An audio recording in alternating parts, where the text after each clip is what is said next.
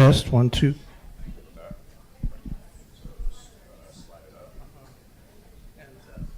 can put it under the podium.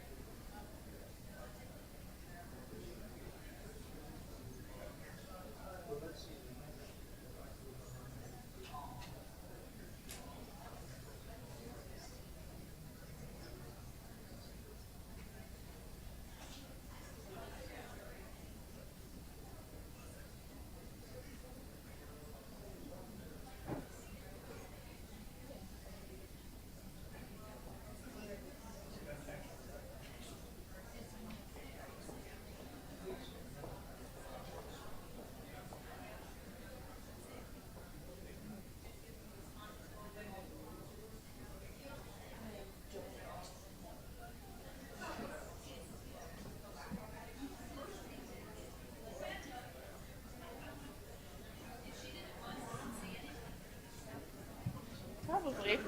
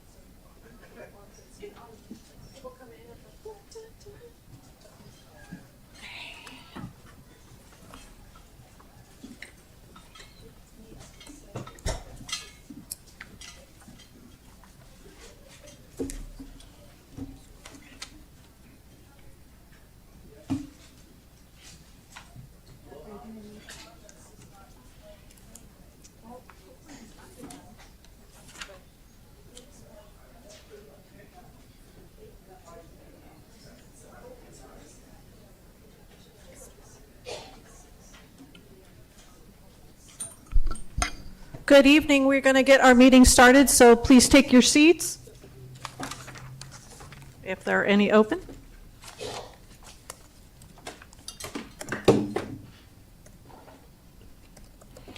Good evening. Welcome to the April 14th Governing Board meeting. I will be running the meeting until Dr. Shaw returns from his children's performance on Line Weaver. So with that being said, can I get roll call, please?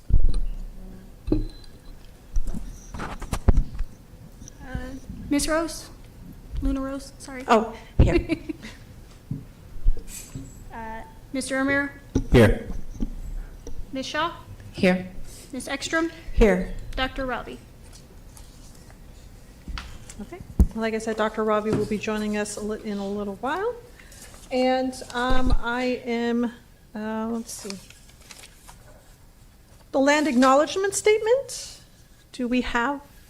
Oh, we do. Okay, just a moment. Let me see before, well, you can come up to the mic, but I don't know if I have his information. Oh, here we go. Thank you. He took it. Oh, it's right here. I didn't? Okay. And there, If you need. there it is. It's the same one. Okay. Want to have the Pledge of Allegiance?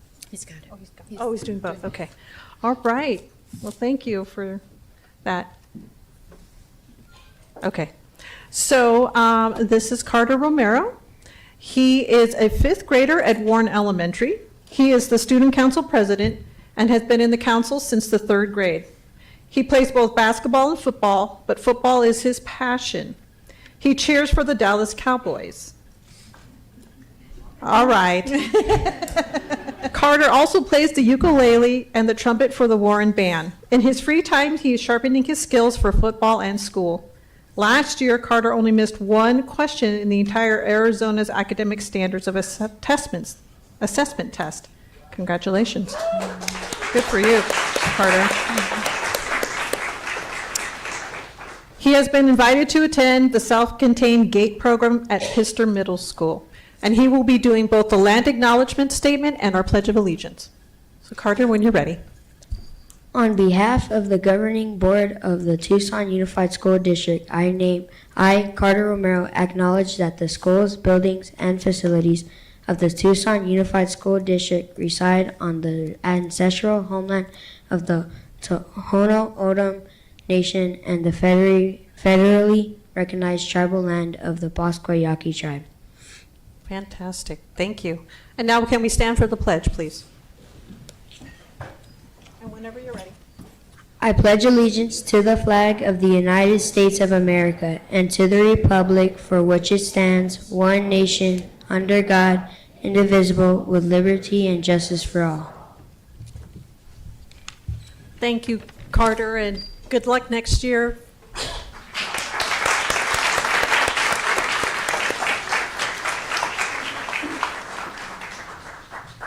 Okay, now off to agenda adjustments. Dr. Trujillo, are there any adjustments? Governing Board Clerk Luna Rose, no agenda adjustments this evening. Okay, thank you very much. All right, now we are on to the superintendent's report. Yes, governing board members, members of the community.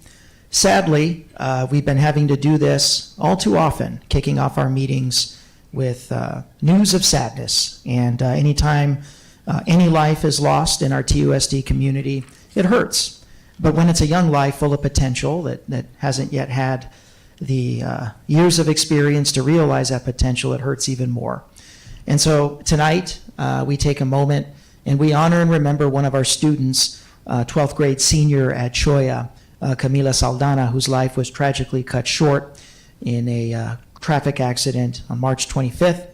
Camila was not only a student nearing graduation this spring, she was also an active and valued member of the Choya Charger community. She dedicated herself to mariachi and dance, sharing her talent and her discipline and her spirit with our other students. Through those commitments, she contributed to the life and culture of her school in ways that will not be forgotten. The tragedy hits even harder and extends beyond Camila because it was her mother who was in the car with her and also lost her life. So we also remember her mother, Nora, in this accident, and our hearts are with their family as they grieve this profound loss.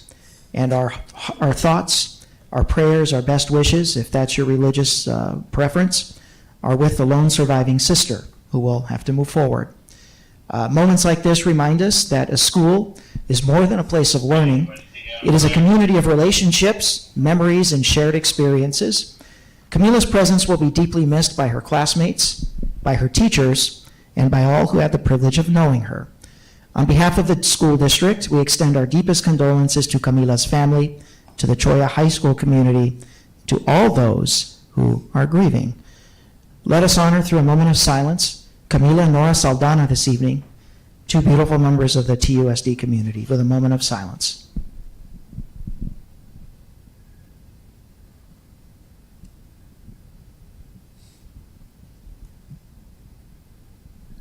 Thank you.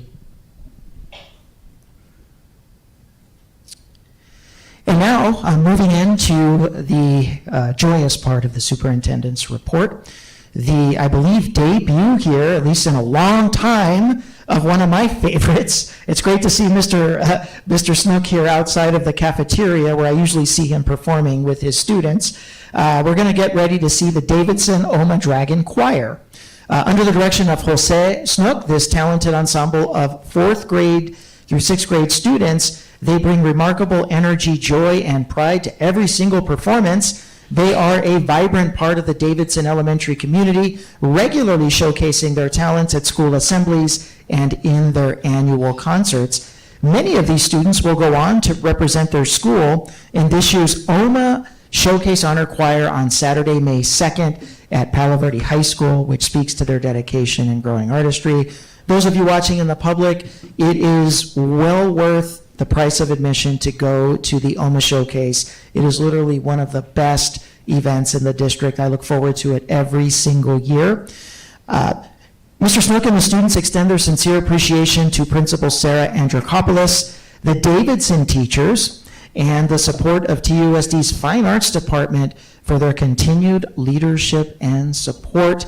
Tonight, the Davidson Oma Dragon Choir will perform one of my favorites, and for some of you who are in my, I don't want to say age group, but in my area of life experience, you will be taken back to childhood by their rendition of Won't You Be My Neighbor by Mr. Fred Rogers, for those of us who used to enjoy that show. They will also perform Kaleidoscope by Pink Zebra, and also Put a Little Love in Your Heart with Love Train, arranged by Greg Gilpin. So please, join me in welcoming the Davidson Oma Dragon Choir.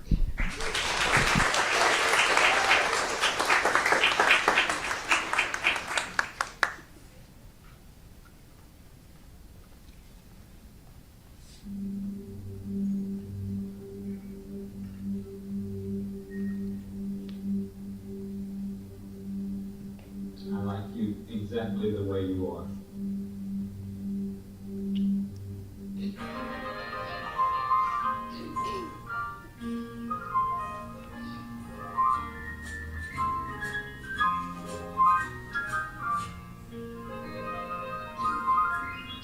It's a beautiful day in the neighborhood, a beautiful day for a neighbor.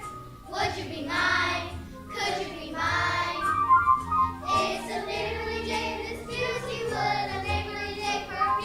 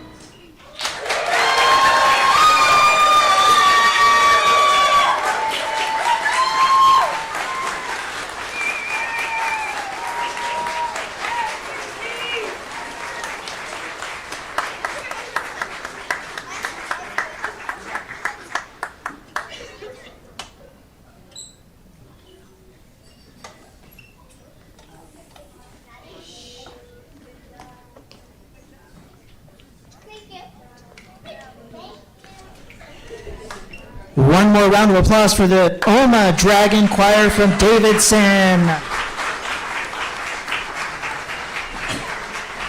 And of course, all of our amazing parents of these young performers that came out after work to support their kids. Let's hear it for them too.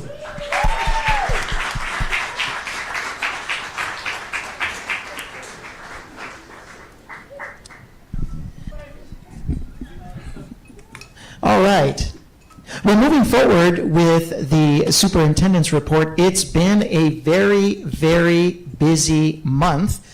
I had an opportunity to visit Innovation Tech. I hadn't been out there yet this year. It's always a wonderful time to visit the district's newest high school. Had an amazing school tour with Ms. Hurley and was very impressed with the school's journey to project-based learning, an instructional overhaul that has instantly created a lot more excitement amongst the students, a lot more student-to-student interactions. I also had an opportunity to tour the new building and to see all of our great CTE programs there. I do want to thank Ms. Hurley for welcoming me, and for the CTE Culinary Arts kids for providing the delicious snacks that I was able to enjoy during my visit. I also had an opportunity to head east and to visit one of the most amazing schools, not just in the east side, but in all of TUSD. Had a chance to go to Fruit Tendler and visit with Mr. Erickson, tour the campus, and of course, read to the students. And over there at Fruit Tendler, normally I would read to one classroom, maybe even one grade level, but Fruit Tendler actually gets the whole school there. So it's always a surprise walking in and I see the entire school. I think, Ms. Rose, you've read over there, Ms. Luna Rose, so you know, it's not just a class, you're reading to the whole school. So that was an absolutely wonderful event. I had an opportunity to meet several of our amazing staff members, visit classrooms, and see the wonderful job that our grounds crew is doing out there. Also got to see some of the wonderful additions that Fruit Tendler has received because of the bond program. I am fresh off the NSBA annual conference, where I had an opportunity to facilitate a presentation with our governing board leadership team, President Dr. Shaw, Board Clerk Natalie Luna Rose. We actually did very well for having our program. Our presentation was actually scheduled at the very end of the conference, at the very last session, when people are actually getting ready to catch flights. And considering all that, we actually had like a full house. We actually had like 30 or 40 participants. We were able to share our approach, our strategies, and our planning that led to successful ballot initiatives, our victory in the bond in 2023, and our victory in the override in 2025. It was great to share that knowledge with so many districts like TUSD that are struggling financially and are looking to extra tax levies like bonds and overrides. So we're very, very happy to share some of our learnings, some of our challenges, and some of our successes with districts from around the nation. Last week, I had an opportunity to attend the African American Student Services Department recognition event. I want to thank our governing board members that attended that evening. I believe we had governing board members Sadie Shaw, we had Clerk Luna Rose, we had President Shaw. Thanks for having everybody out. We really appreciate your support. We met some absolutely amazing students. That night, it was a celebration of African American student excellence across the district, and I was very, very impressed with the Choya valedictorian. What an amazing young man. I'm sure we're going to be hearing more about that young person going forward this spring as he continues to rack up the recognitions. Tucson High, last week I was able to head out to the school. Newly appointed principal, Dr. Norma Gonzalez, had a meet and greet at Tucson High, and a full auditorium of staff members wanting to meet the new principal, had an opportunity to introduce her, and more importantly, she had an opportunity to share a little bit about her background, her goals, and what she's hoping to accomplish within the first 30 to 45 days there on the job out there for Tucson High. So had a wonderful but busy last 30 days. So before we move on to some other parts of the superintendent's report, I wanted to bring the CTE team that I think is here this evening, who is going to kick us off with this spring's schedule of celebrating the effects of the override and how so many different programs are going to be enhanced. I think we've spent the last couple of months talking about budget cuts. We've got that behind us. It's now to pivot and start talking about what the override is bringing into the district as opposed to what we've had to cut to balance our deficit. So we want to kick it off tonight with Career and Technical Education, who as a result of the override will have $1 million to invest in their programs. I'd like to welcome our program coordinator for Career and Technical Education in the district, Mr. Chuck McCollum. All right, good evening, board members, Dr. Trujillo, Councilor Ross. Tonight I'm here to present the override funding impact and implementation as it relates to the Career and Technical Education Department. As you know, our program serves over 6,000 students across 60-plus programs at 11 sites district-wide. This override will allow us to continue our commitment to career pathways and critical need for increased resources. It'll address key changes and strengthen our ability to serve our students effectively. I'm going to be honest with you, when this override first came into play, we sat down and said, how are we going to use this possible monies to help our kids and help our teachers? And so I think we put together a really good plan that is going to impact instruction. Okay, so let's go through the slides here. The purpose, key CTE support roles across all sites and all programs. The main scope is to provide 14 instructional aides across high school CTE programs.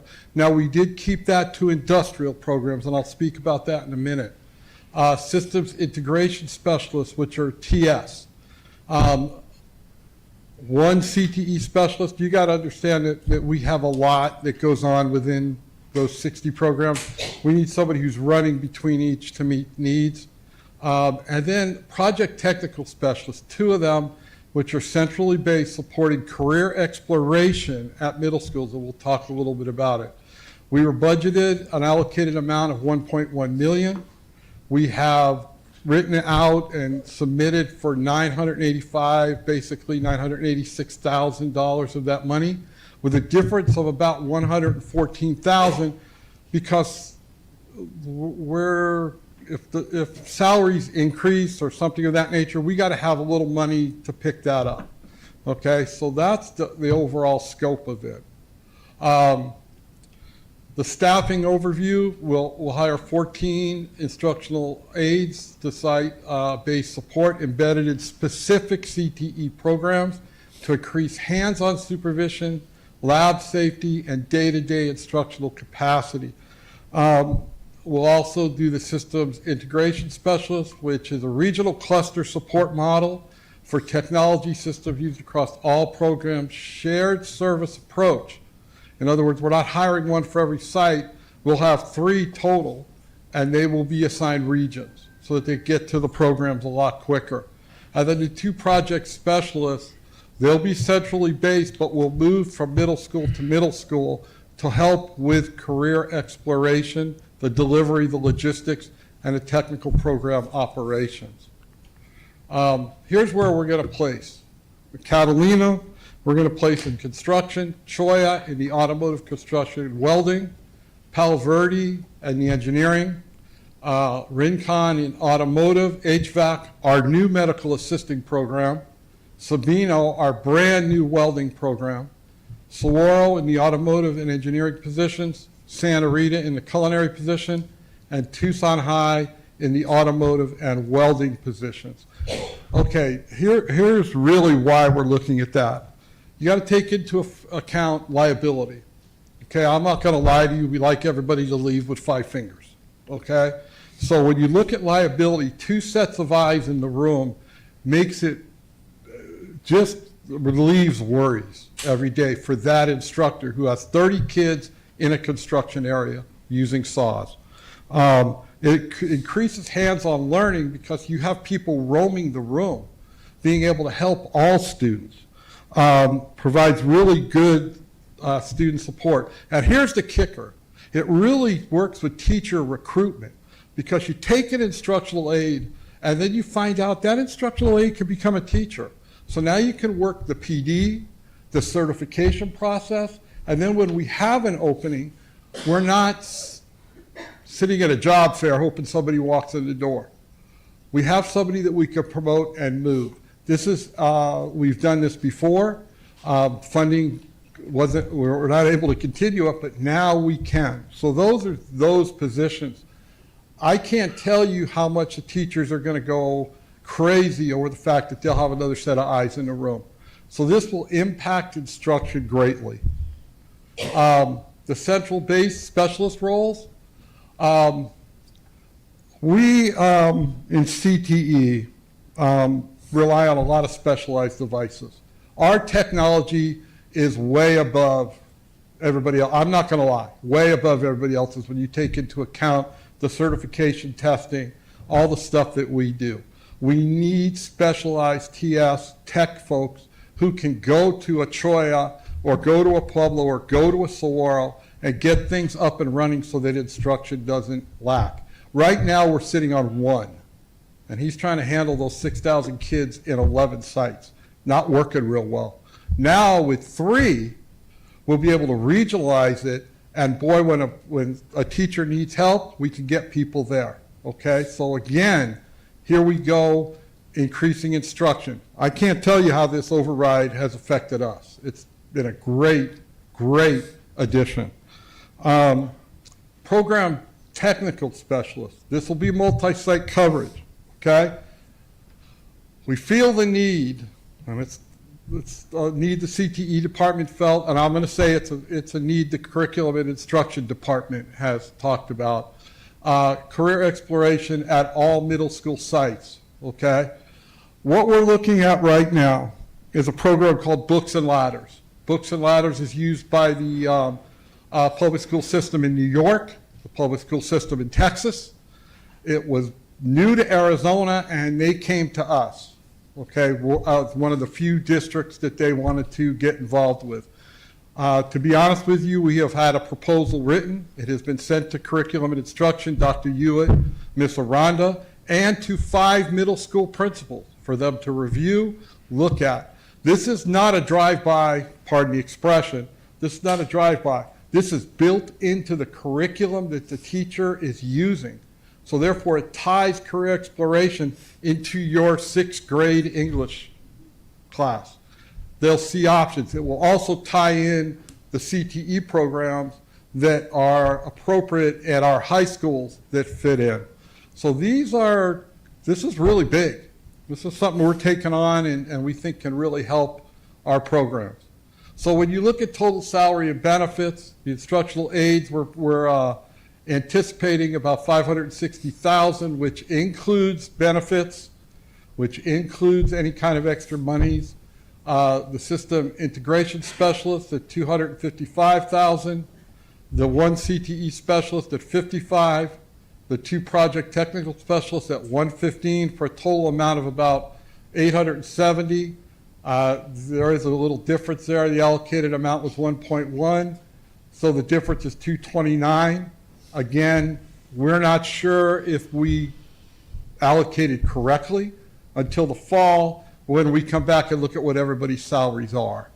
Okay, then you always leave some money in contingency. If you don't, yes, that's a mistake. So that is where we sit with the override. I've been in the district for a very, very long time. And this is one of the most exciting things I've seen in a while. A long while. This is going to help kids. This is going to help teachers help kids. So we're really excited about it. You should be excited yourselves because this is really something that we need, that we're using. And I think the public will see that we're using the override money to really accomplish what we need to accomplish. So if you have any questions, I'm done. Thank you, Mr. McCollum, and that's some really great news, and thank you for your presentation. I'm excited, and I am excited, and I thank the community again for supporting the override so we can do these things for our kids. Board members, any questions from Mr. McCollum or comments? No? Okay. Okay, thank you. Thank you so much, sir.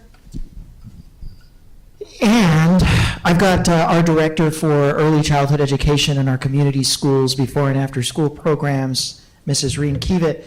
For those of you in attendance, it was a little late at night a few weeks ago when Mrs. Kiewit secured some pretty crucial governing board action to significantly expand preschool availability as a result of the override funds that the voters have approved for us. So that's why I asked Mrs. Kiewit to come back and just kind of give a general recap here at the beginning of the meeting when we have our highest attendance rate so that we can all celebrate and look forward to this expansion. Mrs. Kiewit?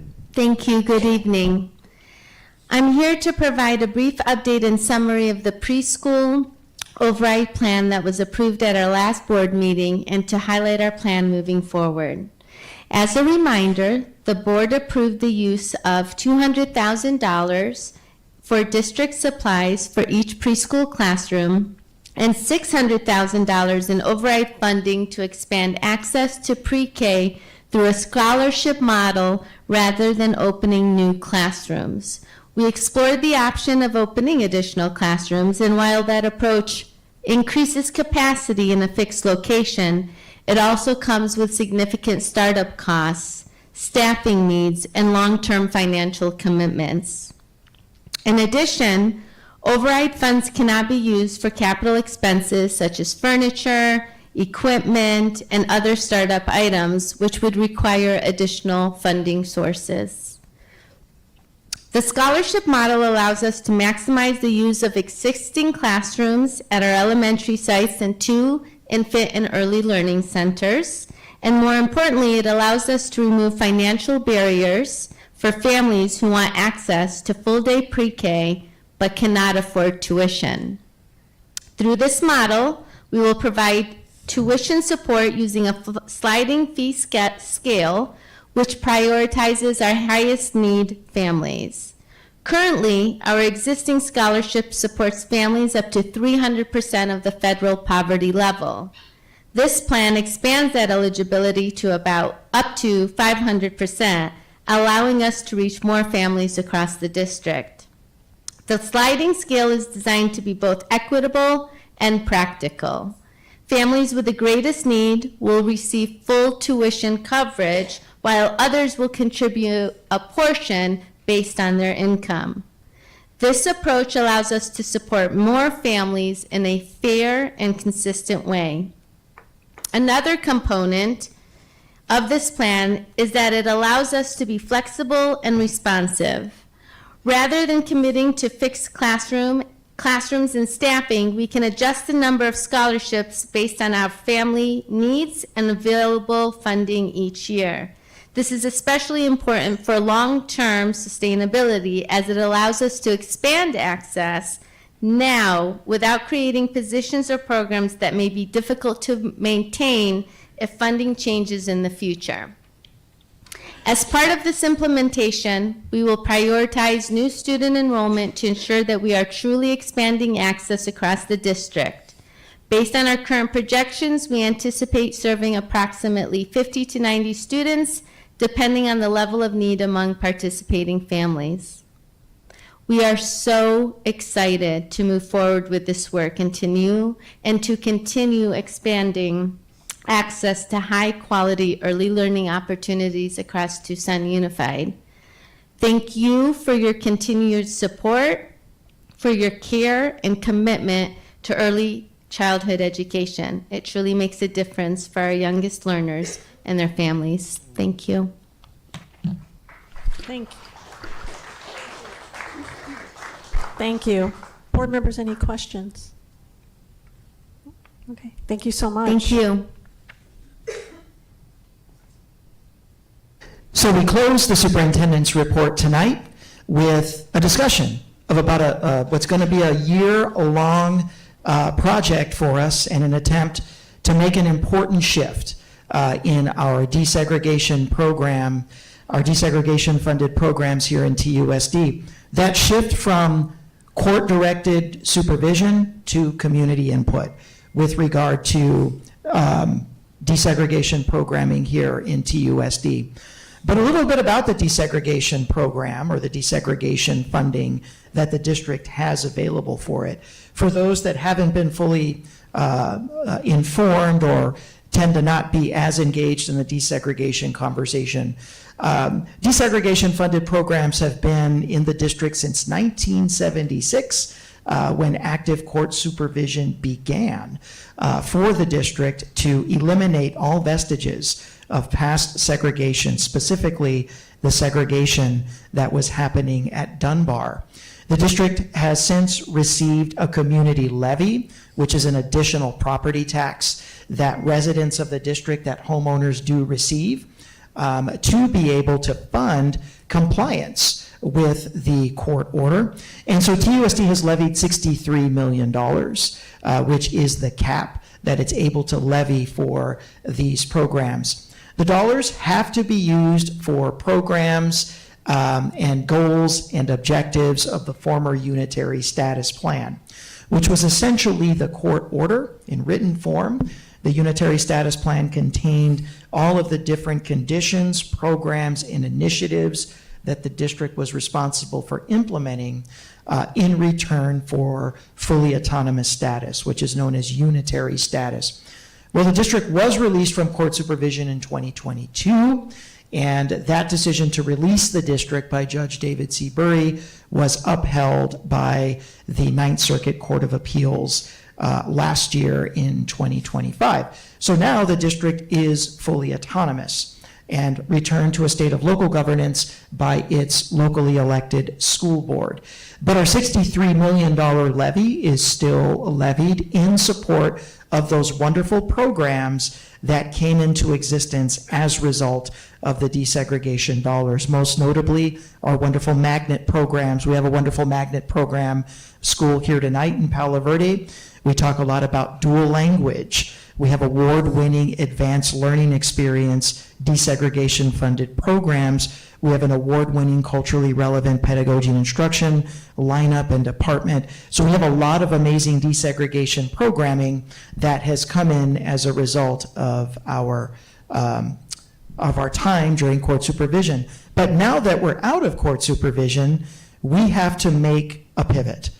Under the old structures of court supervision, we had a federal judge telling us what really we could and couldn't do.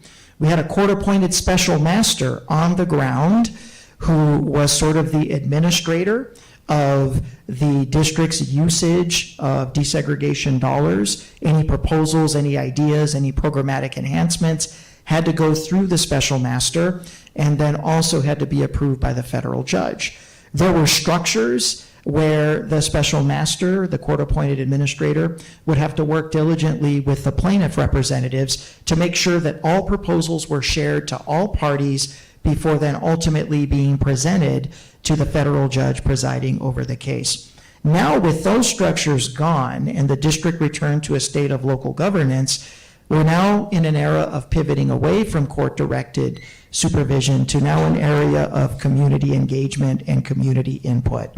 And so that's what our goal is. So we want to make sure that we are hearing from our community and that we're hearing from a very, very diverse selection of our community, very, very diverse portions of our community that are representative of the district, the students, and the families that we served. The community, it's a community levy, so it does warrant community input. If we're levying the dollars from our tax-paying homeowners and residents of the district, we want to make sure that those residents have an opportunity to weigh in. And then also the education landscape has changed, right? Since the district has been in court supervision since 1976, and then even the more recent iteration of court supervision, which began in 2013. So our goal is to take a look at our programs, assemble a community advisory committee, and to really introduce an advisory committee comprised of community members that are representative of the different segments of TUSD's overall student population. And our number one goal, we have a couple, is we want a fresh perspective. Because the court-ordered supervision days really gave the predominant voices, the largest stage, right? So I was one of those voices, right, as the leading the district as the defendant. I don't want to be on this committee. It's not my time is over, right? My time saying things to the court, my time working with our attorneys, that time is over. So this committee is not for me. It's now for the community. So as we look for community interest, if you're sitting there thinking, I don't know anything about the desegregation order, what is it? You're like the perfect candidate, all right? Because we want to teach people about the history, we want to teach people about the programs. Another goal of the committee is to review data, assessing the effectiveness of our existing programs. So looking at all the amazing student outcomes that we have from dual language, for example, and then some of the great student outcomes that we've got for students that are enrolled in magnet programs versus those that aren't. So really like looking at the data for our different programs to ultimately help me gather community input about what are the programs that we need to strengthen and expand. I know we've already kind of had one conversation publicly about dual language, right? This is an opportunity to gather a community advisory committee to do just that. What are those programs that are really doing well, producing amazing student outcomes, and then also bringing students into the district? Let's take a look at how we expand those programs. Another thing that the committee will do is identify best practices, work with our team to really take a look at what schools around the nation are doing. Number one, to integrate, look at some award-winning magnet programs in other districts. What are some strategies that they're employing, some resources that they're deploying to strengthen their magnet programs? Can we do that here? It's also to look at best practices for student achievement. What are other districts around the nation doing to lessen or eliminate achievement gaps, especially for students of color in English language arts and math? What can we learn from them? And are there any programs that we can fund that are eligible to be funded out of desegregation? So though nothing is going to change this year, we're not changing any desegregation programming for 26-27, we want to get started on this work because I want to help gather some potential thoughts, ideas, suggestions, and recommendations that I can bring to the school board in anticipation of 27-28. So I'm making a call now for any community member. If you're interested, following this meeting, we are going to be advertising on our district main page. You can just click the link, sign up. We're going to be compiling a list of interested community members. We do want to keep the committee a manageable size, so we're going to try to take everybody we can. And of course, we want to be fully inclusive, right, of the demographics that TUSD serves. Not just ethnic demographics, but academic. We want to make sure that we're inclusive of, for example, exceptional education parents and those also that have students in GATE programs. I think that's very, very important. We also want to prioritize parents, right? So we're happy to see community members sign up, but I'm going to give you the answer to the test. We're really going to be looking at parents, right? You are our number one partner. You are our number one customer, if you will. We want to make sure that we're including you. It's not to say that we won't have some other community members, but we really want to see parents involved. We want fresh perspectives and we want new voices, right? I'm the first to raise my hand that I've been saying the same things about desegregation programming for 10 years. Like, the school board doesn't need to hear from me anymore, right? We've been down that road. You've got all the court filings, I'm in them. So I've had my time, like my time is over. It's now your time as the community to weigh in. So we want a fresh perspective. And then we also want to make sure that the work of this community advisory committee is extremely public, right? We want it doing its work publicly. We want it having public report outs. We want the committee itself facilitating committee listening sessions where people who perhaps aren't on the committee can come in and share their thoughts and opinions about desegregation programming for the future. Ultimately, my goal is to gather community input to be in a position about a year from now to share ideas, suggestions, and recommendations to the school board, potentially for the 27-28 school year. So with that, governing board, I will leave it open to your questions, suggestions, or any thoughts. Thank you. Governing board members, questions for Dr. Trujillo? Ms. Shaw. Thank you for your presentation. And so, Dr. Trujillo, would this be a superintendent's committee then? Superintendent's Committee, yes. Okay. Yeah, I mean, you mentioned that you want to take a back seat with guiding the use of desegregation funds. Though with the superintendent's committee, I don't see how that would be possible. In the past, I have tried to form a desegregation advisory committee that is a board committee and subject to open meeting law, and I think that would be my preference moving forward. I do see a need for a committee like this, but I think so that we can ensure that the work being done is non-biased, I would prefer that to be a board committee subject to open meeting law. I will add that there will be a professional facilitator. I will not be facilitating any of these working sessions at all. Ms. Shaw. And if I can ask one more question, who gets to decide who gets on the committee then?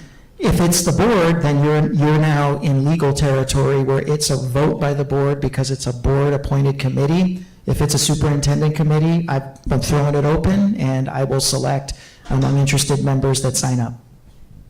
Okay, yeah, because I would love to have new people on that committee, whether it's a superintendent's committee or my preference as a board committee, but I do want to have seats available for our representatives of, our longtime representatives of the desegregation plaintiffs. Board members, any other questions? Okay. Thank you very much. Thank you, Dr. Trio. And now that President Shaw is back, I would propose one agenda adjustment. If we can move the Palo Verde folks, I see a lot of staff members coming off of a long school day, and they're up at it early in the morning, so I'd like to get them up before we do the consent immediately following the call to the audience. Board members, I'll still do it. Good? Are we good with that? Okay. We will move that. So now, Dr. Shaw, you get to miss all the, so now we are to call to the audience. All right, thank you, Ms. Luna Rose, for covering. My twins had their second grade OMA performance tonight, so got to see the gingerbread cowboy for a little bit there. So apologize for my absence this first part of the meeting, but we'll go to call to the audience and back to you, Ms. Luna Rose. Thank you. Okay. Members of the public may speak during call to the audience. The governing board clerk shall be responsible for recognizing speakers and for maintaining order where it may be appropriate. Those who speak in person or want to have their comments read shall email or call the board office or complete a request to address the board form before the meeting. Speakers who have not completed a request form are not permitted to address the board. The speaker must state their full name and topic prior to addressing the board. Speakers are encouraged to be brief with a maximum time of 3 minutes. While more than one speaker may speak together in the time allowed, speakers are reminded that they are not allowed to speak more than once, and they may not transfer or delegate their time to others. If there are documents for the board, please give them to the board office staff, and they will ensure each of us receives a copy. Those attending the meeting or speaking before the board shall observe rules of good conduct. Speakers shall refrain from inappropriate or slanderous remarks. And because TUSD serves students from preschool through to high school, you should be aware that there may be children present and listening. At the end of the call of the audience, the governing board president will ask if any board member wishes to respond to a criticism, wish to ask staff to review a matter, or wish to ask that a matter be put on a future agenda. No more than 2 board members may address each topic. And our first speaker this evening is Samuel Covarrubias Stigzel, TUSD student.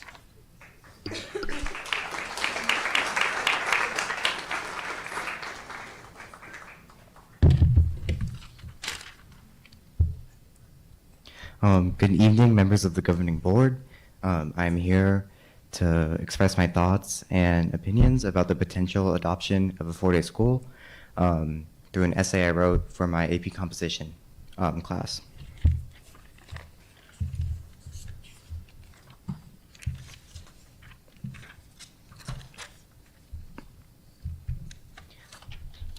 So my thesis is, even though some may say that high school should move to a 4-day school week because it improves morale and student attendance, high schoolers should stick with the traditional 5-day school week because long school days and additional time away from school disrupts the process of education. To begin, many believe that high school should adopt a 4-day school week because it improves student morale and attendance. Some may ask how. To answer this question, we have to understand the significance of a 4-day school week in comparison to a traditional 5-day school week. 4-day school weeks differ from 5-day school weeks in the sense that students are in a class for longer to make up for the time spent in class on the day that would be missed. This would mean that the school days are extended so students are ensured enough instructional time in class.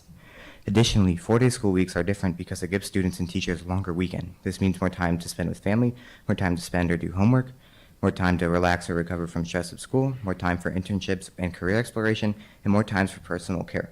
However, through a 4-day school week, though a 4-day school week sounds amazing and almost too good to be true, it has detrimental flaws. Adopting a 4-day school week would mean that we are at school until 4 in the afternoon. Already, I attend a school that goes until 3 in the afternoon, and from my experience, students do not want to be there any longer. By the end of the day, students are exhausted and want to go home. By 5th period, I can feel my eyes getting heavy and back straining, and I also yearn for the soft touch of my pet. Many students who feel tired at the end of the day have trouble performing their best.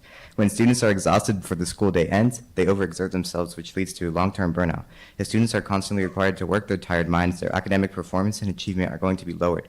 Although, with the extra day off, students are allotted more time for activities outside of school. For example, they can finish homework, they can spend more time to do internships or job shadows, and they can also spend more time with family and friends. All of these are certainly true, but only if the school students would show that they would use this free time as intended. In reality, our school's majority of students are not high achievers, not proactive go-getters, and not mentally inclined to challenge themselves for improvement, and most certainly not the type of people to do school outside of school. For example, in my freshman year of high school, we had an optional conference period in the morning. However, the next year, conference period was moved to the afternoon because too many students were at school or in the nearby shopping plaza, but they were not in conference period, even though they weren't passing their classes. They were given opportunities by their schools to better themselves, but did not take them because they are not the type of people who care about success or value their futures. Thank you.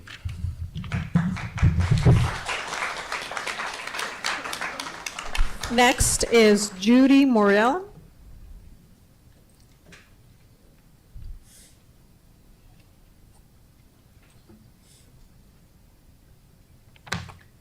Good evening, Superintendent Trujillo, Board President Shaw, and members of the board. My name is Judy Marillion.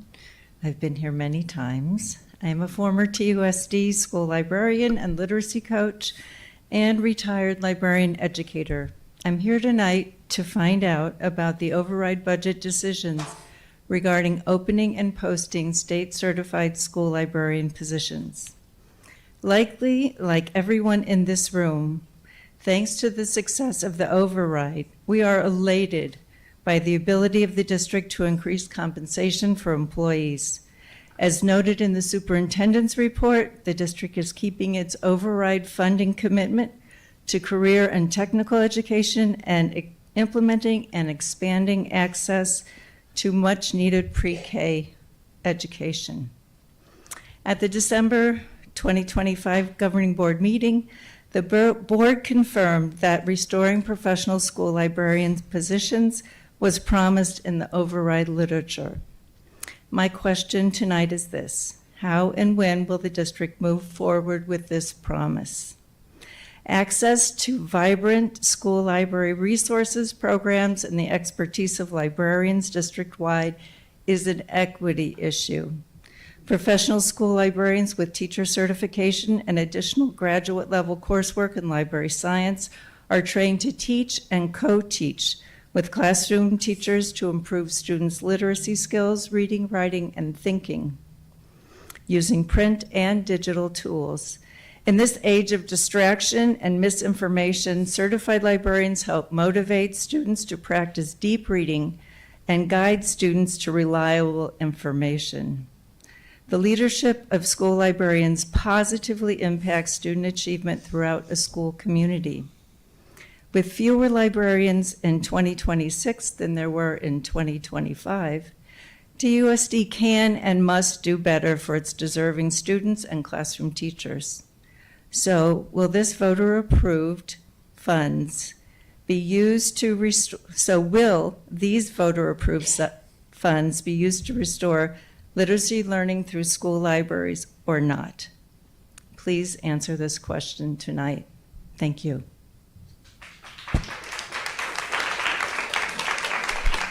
Next is Natalie Fry.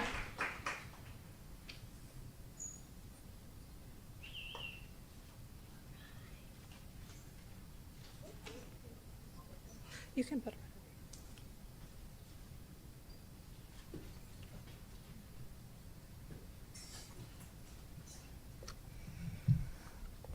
Hello, members of the board, Dr. Trujillo, and all here in person and online today. My name is Natalie Fry. I am a speech-language pathologist at Myers-Ganong Elementary School, who has had the privilege of working with a robust team of ex-ed colleagues, all of whom are doing so much more than their job descriptions and contracts outline to support our students with ex-ed needs. Today, I want to shine the spotlight on paraprofessionals.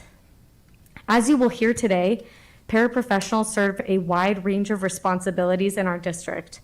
Between feeding and toileting, they come into contact with every bodily fluid you can imagine.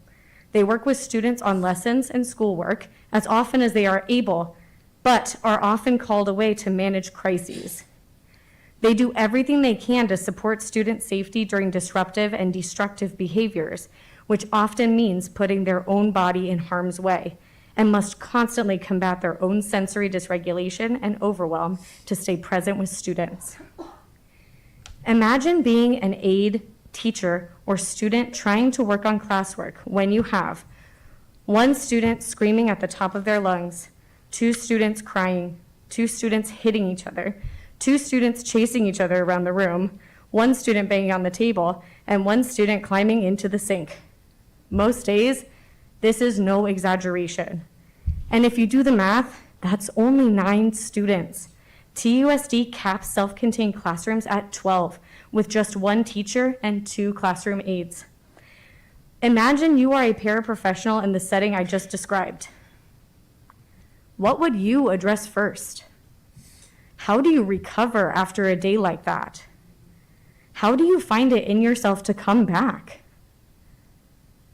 This year, my colleagues and I have begun to build a campaign to improve conditions for all of ex-ed. Resource teachers, self-contained teachers, related service providers, and paraprofessionals met in person in February to discuss our needs and develop our demands through a democratic process. Together, we determined the following asks. Create a fair step schedule that incentivizes experience for paraprofessionals. Establish caseload caps for groups that don't have them encoded in the TEA consensus, and reduce caps for self-contained classrooms to at least a 1-to-3 adult-to-student ratio. Reinstate students services that have been significantly reduced or removed altogether, such as orientation and mobility and adaptive PE. We additionally demand respect from our ex-ed leadership. For years, many have spoken out about mistreatment from Jess Nolan, the ex-ed program coordinator, without change. We need leaders who are respectful and collaborative. Please heed our invitations to spend a day in a paraprofessional's shoes before the end of April so that you can see the realities and demands of the job, the environments and supports that are in place, as well as the needs. Come get to know our paraprofessionals. Thank you. Thank you. Next is Michael Rosar. Michael Rosar?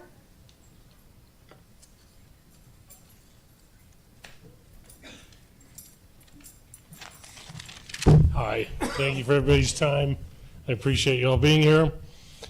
My name is Michael Rosar. I'm an exceptional education professional, paraprofessional at Tucson High Magnet School.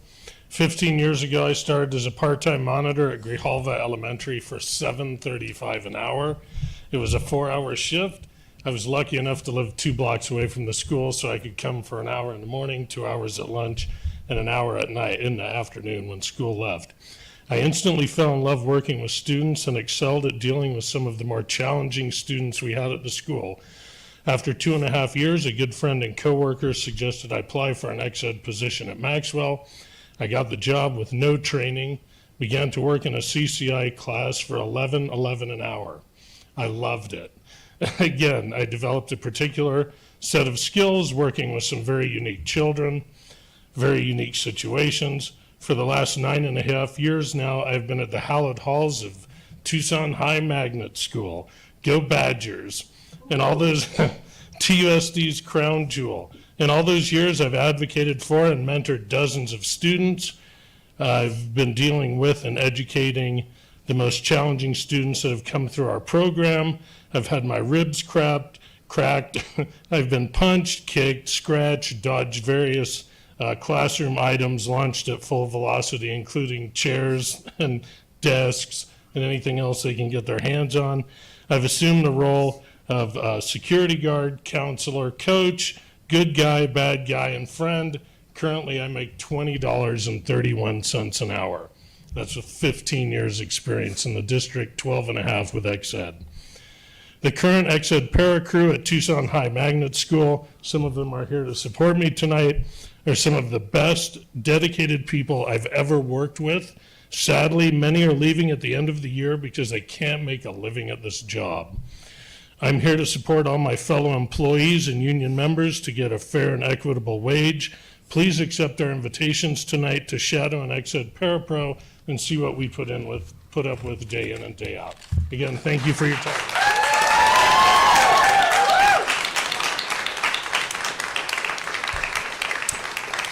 Next is Teresa Guerrero.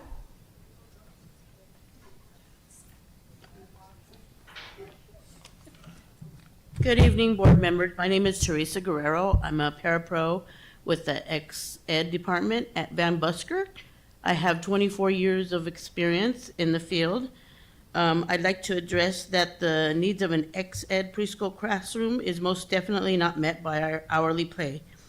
How can we keep both new and experienced employees to the position to be motivated enough with students to stay and return without hiring our pay grade? The 15-minute break is not an option in our classroom. In our morning session, we have 15 students, 5 of which hold an IEP, 2 who are visually impaired. In the afternoon, we have 13 students, again, 5 who hold an IEP. It's a constant battle with safety. I feel like I am worth more, and I'd like you to spend a day with the para so you can have a more understanding of why this is so important for our success and the students' success. Please consider spending a day with the para. Thank you for your consideration to this matter.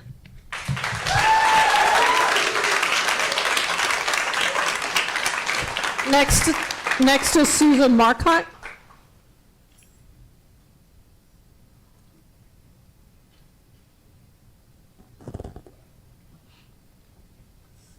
Good evening. I am also a para and currently working at Aliceville Middle School. And my question is, why are we hiring outside contractors from agencies and paying them $5 to $10 more than current employees, which, like myself, working 9+ years, making less than an in-and-out employee? That's my...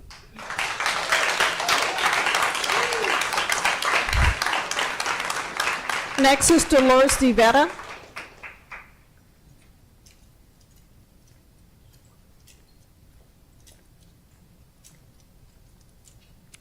I'm Dolores de Vera, and I am on the sub-negotiating committee with Dan Ireland.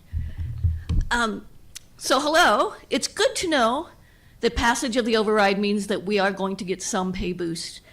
You might have noticed in your packet, though, that there's no salary schedule for us in your documents today. That is because before we take things for our subs to vote on, it really just makes sense to be able to present them with a whole financial package. There are a couple other financial items that we want to get tweaked. The rate increases we're going to get for the override are really pretty good, in my opinion, except we do think that the long-term sub rate needs to go up a little bit more. So we will be continuing to discuss that in negotiations.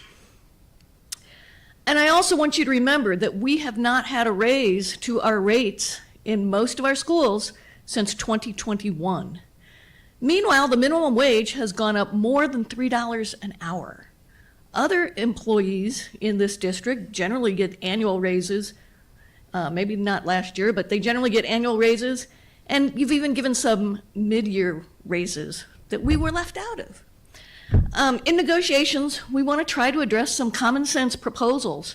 For instance, sometimes our long-term subs get paid for taking on 6/5, sometimes they don't. Sometimes a sub who is there all year has gotten some kind of bonus, like I think it was 301 money or something mimicking 301 money. So, last year they were told that wasn't available to them. Sometimes we've been paid for Wednesday PDs. Most of the time we're not. All of those things need to be addressed in the contracts. And we have other proposals that might be a little bit more complicated. I would be glad if any one of you wanted to come watch one of our negotiating sessions. At the next one, whatever it is, I don't know, I would like to review a little of the history of our raises and lack of raises with the administrative negotiators, because my guess is they aren't really familiar with it, and you might have heard some things that seem like hearsay. I would love if you would come see my presentation. We still have a lot to talk about, but it is great to know that we've got some guaranteed raises from the override. Thank you very much to the voters and the taxpayers for that. Thanks. Next is Jerry Schuster.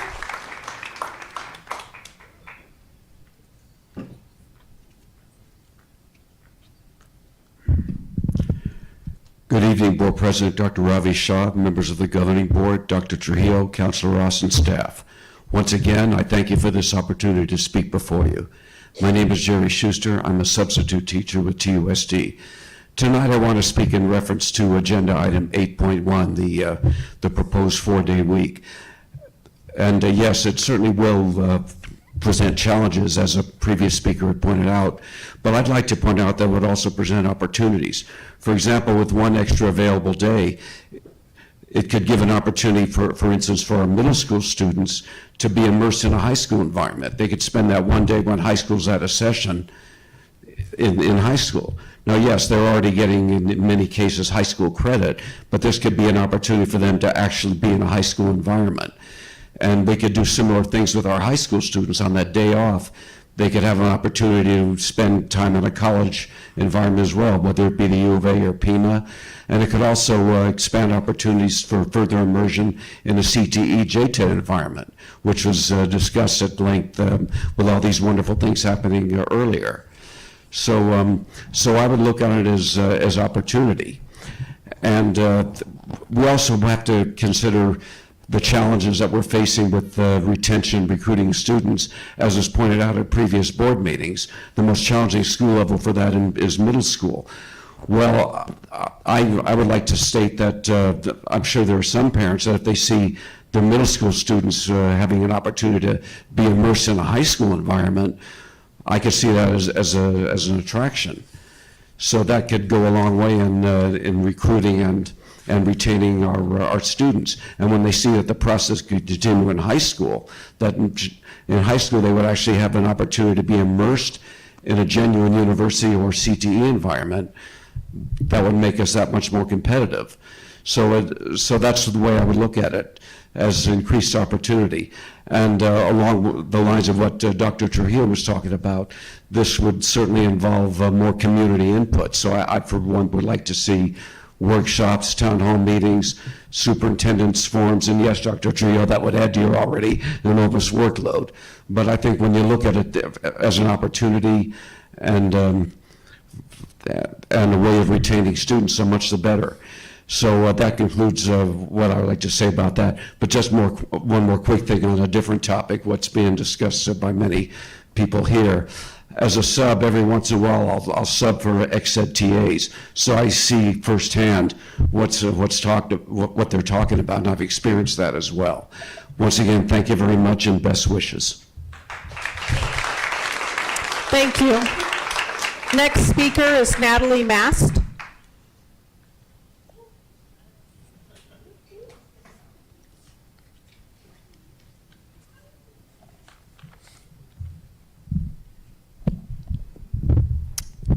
Good Good evening, everyone. I'm Natalie, a current parent and ex-ed employee, and I have three quick points tonight. First, to follow up on my statements at the last meeting where I spoke about grooming, a strategic approach to sexual predation.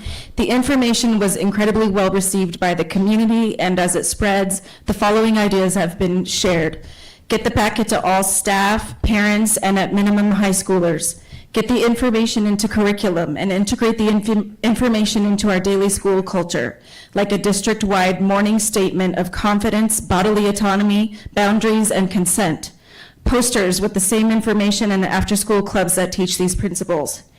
Based on long-held traditions of coercion, control, and exploitation in our country, the information is relevant. To any current or former TUSD community member who has experienced predatory behavior in our district, my heart goes out to you. It's nothing you deserve, nor was it your fault. Predators are on a craven search for validation and conquest, and they have to be removed. Second, our superintendent, who we know is hoping to land a different job, has asked for a deputy superintendent position under him so he can focus on closing schools. This is a stunning example of the financial theater TUSD engages in. A month ago, we were duped into believing the cost savings of eliminating the Region 2 Assistant Superintendent position, a prudent move, only to find now a deputy position will only cost $13,000 more than the eliminated position. The only thing more hilarious would be to place the former Region 2 employee as deputy. Please consider how this looks and affects the morale of our staff. Our superintendent makes 10 to 15 times our lowest paid employees, but most important, he signed up to be a well-paid public servant. As many employees have been told in the recent past, ex-ed employees, as they struggle with low pay and staggering workload, do your best, everyone works overtime, and feel free to find something better. Third, and most important, the Exceptional Education Department needs help. Since 2017, according to state records, ex-ed funding has dropped from 29% of instructional dollars to 21%, a loss of millions each year. Somebody made this decision, and we would like to hear publicly the rationale, especially because last year we were told ex-ed is growing in needs and numbers. Based on the flow of power and control, not only in TUSD but nationally, I highly doubt this decision was made or supported by our executive director of exceptional education. In fact, I have to imagine Dr. Salmon fully sees the incredible struggles many ex-ed employees are experiencing and wants to fix it. We look forward to having this addressed in detail at our upcoming ex-ed forum. The days of ordering employees to do more, faster, and better as if we're machines are over.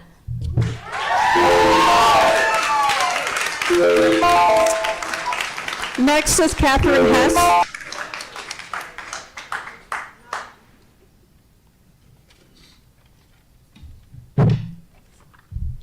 Catherine Hess, last month I addressed this board concerning your approval of Club America to operate at Rincon High School. I will focus tonight on two of those violations that support removal of this club. The Federal Equal Access Act and your own governing board policies forbidding outside groups to control a school club. The response from your board member at the March 10th meeting was, whether we like what a club has to say or not, they have a First Amendment right to say it. This has absolutely nothing to do with the First Amendment. We all know that almost any group has a First Amendment right to establish an on-campus club if they follow the rules and regulations of each school. Here are the specific violations. Students seeking to form a Club America chapter must first sign a formal contract called a TPUSA chapter agreement. They must maintain ongoing contact with an assigned Turning Point employee, one of whom we have on video present at their first meeting in January at Rincon High School. Students are required to submit regular reporting and verification to Turning Point. They are required to disclose extensive student officer contact information. Students must give Turning Point all their social media account passwords. The designation of all social media accounts are the property of Turning Point. They can assume control of these accounts at any time. Students are also encouraged to submit names of teachers and board members to a Turning Point watch list. Encouraging students to surveil and target staff members is not civic engagement. Turning Point can give direction to issue press releases when school or school actions conflict with their ideology. When an outside organization exerts operational control over a club's direction and finances, it is no longer a student-led organization. It creates a major conflict with this board, whose job is to oversee all school-based activities. Club America, with its outside control by Turning Point, is a clear violation of your very own governing board rules that do not permit outside group control for student clubs, as well as the federal Equal Access Act, which states the very same thing. They must not be allowed on any TUSD campus. It is time to do the right thing. Remove Club America from the Rincon High School campus and deny any other attempts to certify these clubs on all TUSD high school campuses.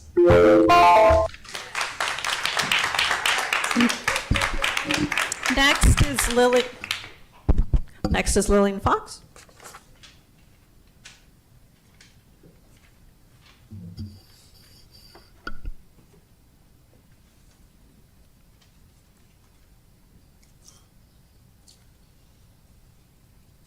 I didn't expect my name to come up so fast. Superintendent Trujillo, Board President Ravi Shaw, board members. You've got this little packet. The $86.7 million budgeted for furniture equipment is still unexplained. I've watched the video. I heard what he said. It does not explain why that much money is budgeted. The board bond money ought to be shown in the budget. If you look at this little thingy, if you look at the top, it shows you M&O money, DSEG money, Title I money, and other money. Currently, all the bond money is lumped under other money. It ought to have a separate little column, just exactly like DSEG does, so the public can see where the money's being spent. And see that you really are doing what you promised to do. You currently have $107,000 budgeted for staff food. That's not legal. The Attorney General has ruled, and the Auditor General's website says you cannot use taxpayer money to feed staff. All the taxpayer money you're using to feed staff is listed in red. There's a bunch of stuff in black because that's listed under other. So I don't know if that's taxpayer money or not. You can only use taxpayer money to pay food to staff if they are on an approved trip for an approved meeting. And the trip has to meet certain requirements. Otherwise, if you want to use money to pay for staff, it has to be money that was given specifically for that, or it has to be part of a grant that says you're feeding staff. So what TUSD is doing is illegal. That should stop this minute, and use it for something the kids need. Okay. You pre-approved, let me go to administrative expenses because I won't get to it otherwise. For years and years and years, turn to this page, the Auditor General has described TUSD as having very high administrative expenses. If you look over here, we have so many administrative people that we have one administrative person for every 39 employees. We also pay our administrative people more than other school districts do. When you are compared to the other large school districts, we're one of the large school districts, our costs are much higher. They have one administrative person for every 69. So we're getting up towards almost twice. You've got to do something. That's what you should be cutting. Down here again, I'm giving you the definition of what constitutes administrative people. Thanks.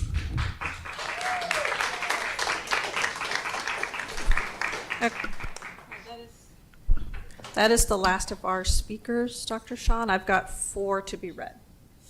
Okay. Good morning to TUSD board members. My name is Tammy Case, and I am proud to represent Santa Rita High School. I wanted to follow up on an email I sent to the board on March 27th regarding bond projects at Santa Rita. Thank you, Dr. Shaw, for taking the time to respond to my email. I cannot be here tonight in person, but wanted to send more communication because of a very real impact recent public statements have had on our school community. Mr. Romero publicly identified Santa Rita as a school that should be closed before any formal process, criteria, or community engagement has taken place.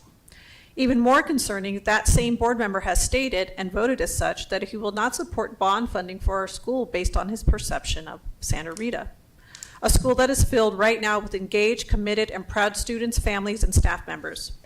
When funding for facilities is called into question, it sends a clear message to our students, families, and staff members that they are not worth the same investment as others. That is an equity issue, and it is unacceptable. How does such a damaging, dismissive statement about our community, a community in your care, happen on your watch? I am responsible for school tours to potential parents and students, and this public statement has caused a lot of questions during my school tours. We've worked very hard to build confidence in the community, and that single statement has hurt the years of hard work we have put forth. Our students deserve a safe, modern, and fully supported learning environment today, and not a contingent on or impacted by the opinion of someone with a simplistic solution for addressing a highly complex budget crisis. So tonight I'm asking for 2 things. First, a clear commitment that Santa Rita High School will receive equitable access to the already approved and planned bond funding. Second, that any conversation about potential school closures and/or consolidations follows a transparent process that includes defined criteria and authentic community engagement before irreparable public conclusions are drawn. We are not asking for any special treatment. In fact, we're only asked to be treated like any other schools in TUSD with fairness, integrity, and responsible leadership. Thank you, Tammy Case, Santa Rita High School College and Career Readiness Coordinator. Second letter from Ryan Townsend. After watching last week's board meeting, specifically the bond approval process, I want to thank Board Member Ekstrom for recognizing that we do a disservice to our community unless we keep the discussions out in the open. Closures and consolidations aren't just budget items. They impact the heart of our neighborhood, staff, families, businesses, neighbors, voters, and most importantly, our students. Last week's comments seem to suggest that decisions are being made outside the public process and behind closed doors without input. I hope Board Member Romero will join in this commitment to transparency. Our community needs to be a part of this process from the start, not just after decisions are made. Most importantly, our community needs to be able to trust that their elected officials will follow the transparent legal process for any difficult decisions that lie ahead. Thank you. Third letter. Good evening, TUSD board members and community. My name is Jessica Padilla, and I'm a parent of Santa Rita High School. My daughter is currently a junior at Santa Rita, and my son will be attending next year. Right now, our students are experiencing uncertainty that they did not create and cannot control due to comments that were made at the last board meeting. They are hearing that their school may close, and at the same time, that investments in their campus may not be supported. That combination is not just concerning, it is harmful. It affects morale, it affects trust, and it affects how students see their own value in their school. It sends a message that our community is less than. It sends a message that our students are not worth the same belief, resources, or future. When a school is publicly singled out, especially before a process has even been discussed or established, it sifts perception in the larger community. Enrollment decisions change, confidence erodes, and the very challenges being cited can become worse. That's why process matters, and the temptation to identify quick fixes for a complicated budget crisis must be avoided. If there are going to be effective conversations about district budget solutions through school closures, they must be transparent, data-driven, include the voices of the people most impacted. And until that process is even communicated, let alone complete, Santa Rita students must have the same commitment from every board member to a safe, updated, and fully functional facility as every other school in TUSD. It is what is right, it is what is fair, and it is what is equitable. Santa Rita students and families deserve nothing less. No student should feel like they are attending a school that is already being closed around them as part of their lived high school experience. They deserve better. Please do better, board members. Thank you for your time. Respectfully, Ms. Padilla. And last letter of this evening. Dear TUSD board members, I am writing to share my experience as a former employee of Tucson Unified and to express my deep disappointment in the recent decision regarding my financial compensation and the liquidated damages that I'm required to pay. My husband and I recently relocated from Tucson to Denver due to his job transfer, a move that occurred in March, just 2 months before the end of the school year. Despite receiving an offer on our home in December, we carefully planned this transition to occur late in the school year as possible to minimize disruption, and I personally gave my supervisor 70 days notice to ensure a smooth handover of my responsibilities. Throughout my tenure, I was committed to supporting the special needs children in the district, a role I know is critically understaffed. I took pride in my professionalism and dedication, and my supervisor was supportive of my transition. However, despite my contributions and the district's ongoing challenges in filling teaching positions, a decision was made by John Fernandez, the Chief Human Capital Officer, to withhold $2,000 of my earned compensation. This decision feels particularly unjust given the circumstances of our move and the district's broader struggles with teacher retention. Arizona faces a severe shortage of educators with thousands of open teaching positions statewide. Tucson Unified, like many others, has classrooms that remain unfilled, and the focus should be on supporting and retaining teachers, not penalizing those who leave due to unavoidable life circumstances. My situation is a clear example of how rigid policies can discourage dedicated professionals from continuing their vital work in education. I urge the governing board to review this decision and consider the broader impact such policies have on teacher morale and retention. I also hope that the district will reflect how it can better support its educators, especially in times of personal transition. Thank you for your time. Sincerely, Jessica Robertson, former TUSD Child Find Evaluator. And that concludes call to the audience. Dr. Shaw. Thank you, Clerk Luna Rose. Now our governing board has the opportunity to respond to criticism, ask staff to review a matter, or ask that a matter be put on a future agenda. Reminder that no more than 2 members may legally address each topic. Dr. Shaw? Ms. Shaw. First, I want to thank everyone who came to speak tonight. I want to thank our student Samuel for voicing your criticisms about the 4-day school potential change at Palo Verde. I also want to thank Ms. Marillion for your continued advocacy for our hopeful librarians, and I'd like to ask staff for an update and timeline on posting the certified librarian positions funded by the override.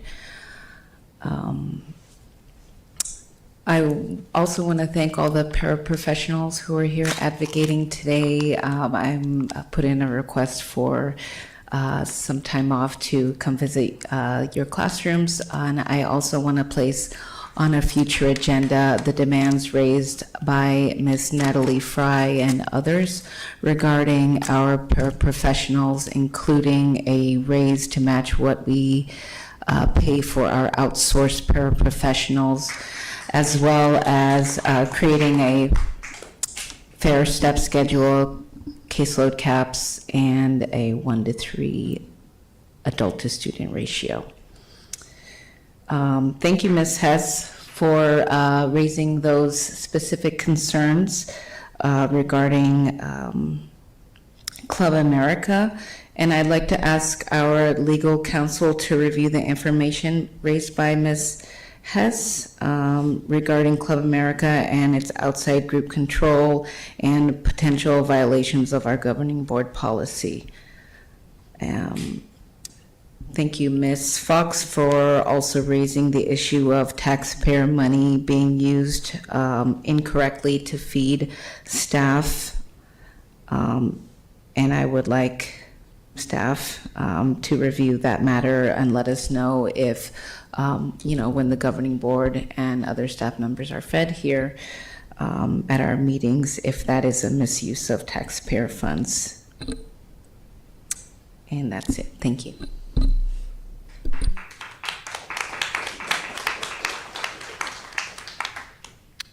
All right, thank you, everyone. Dr. Trujillo, what is the order of our agenda? Did I miss the agenda adjustments? The agenda adjustment is now that we move up the Palo Verde item, which is item 8.2. I'm sorry, 8.1. That's the only thing we're doing out of order? Yeah, it's the only thing we're doing out of order. All right, so we'll do 8.1 next. All right, so we'll do 8.1, Palo Verde High School Magnet School Pilot Program, 4-day school week, school year 26-27. Dr. Trujillo.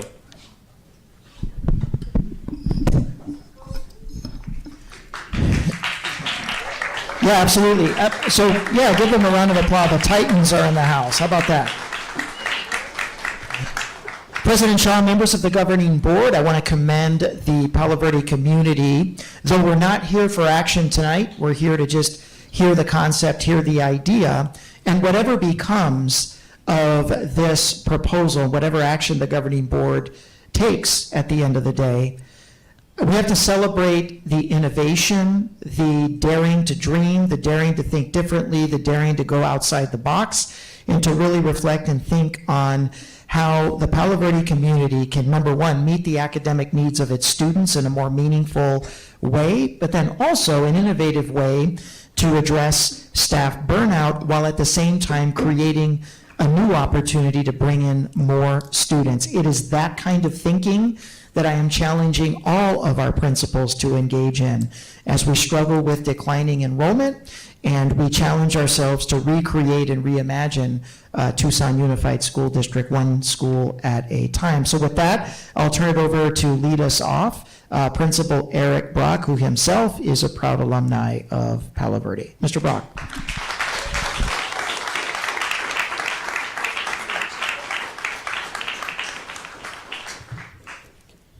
Good evening, Governing Board and Dr. Trujillo. My name is Analia and I'm a junior at Palo Verde. As a junior with 7 classes assigning me homework every day, I constantly feel overwhelmed. That was until I learned about the proposed 4-day school week, with academic support on Fridays. This new schedule seemed revolutionary. With an extra day off, I can work on any leftover work from the week on Friday, then on Saturday and Sunday I can finally have a weekend again. Even though some may worry that a 4-day school week may negatively affect student achievement, in reality, it would allow for increased achievement and greater competition in student enrollment. To begin, some may worry about the effect a 4-day school week would have upon students' academic achievement. If Arizona is already struggling in academic achievement, why take a chance that may continue to hurt Arizona's academics? This is a valid concern, but research shows that these worries aren't backed up with any evidence. In fact, the opposite is true. For example, Patagonia, which switched to a 4-day school week 2 years ago, already reported a 7% increase in math benchmark scores.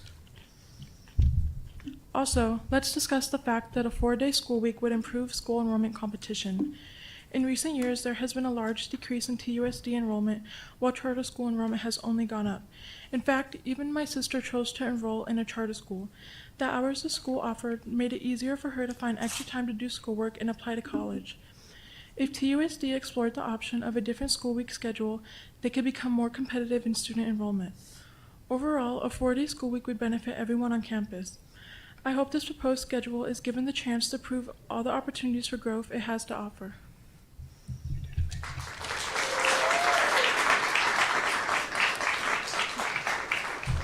Good evening, governing board members. I'm Yusuf, a senior in Palo Verde. So back in Afghanistan, I used to go to school 6 days a week. School was Saturday through Thursday, and Friday was the only day off. By the end of every week, I was drained and felt like school never really stopped. Most of my friends and I were always tired, and a lot of us were struggling in class. If any of us had responsibilities at home or anything else going on, it was really hard to keep up. My grades were bad, and I felt stuck in that cycle. When I moved to the US and started going to school 5 days a week, my grades started getting better because I had more time to focus on them. That made me realize that a school schedule can have a huge effect on how students perform. Sometimes the difference between struggling and succeeding is having enough time to rest, catch up, and handle life outside of school. That's why I support the idea of a 4-day school week. To me, it's not about doing less work. It's about using time in a better way. First of all, this schedule won't just mean having an extra day off. It could be it could be a day to get tutoring, retake tests, and make up assignments or catch up on missing work. Too many students are burnt out, stressed, or trying to deal with too much at once. And having extra time in the week could really help. Students also have responsibilities outside of school, like jobs, internships, family responsibilities, and appointments, just to name a few. Sometimes we miss class because we have to go to doctor's appointment or take care of something important outside of school. However, having an extra day in the week could make time for what we need to do without having to miss class. It will give students a little more room to breathe, and that can make a real difference. I know some people worry that students might learn less with a 4-day school week. I understand that concern, but I don't really see it that way. When students aren't exhausted all the time, they come to school more focused and ready to learn. Students also do better in school with this schedule, not because they have more time, but because they have better balance. If moving from 6 days to 5 could change my life for the better, I can only imagine the good that a 4-day schedule could create at Palo Verde. It's not about making school easier, it's about making the school system work better for the students. Thank you.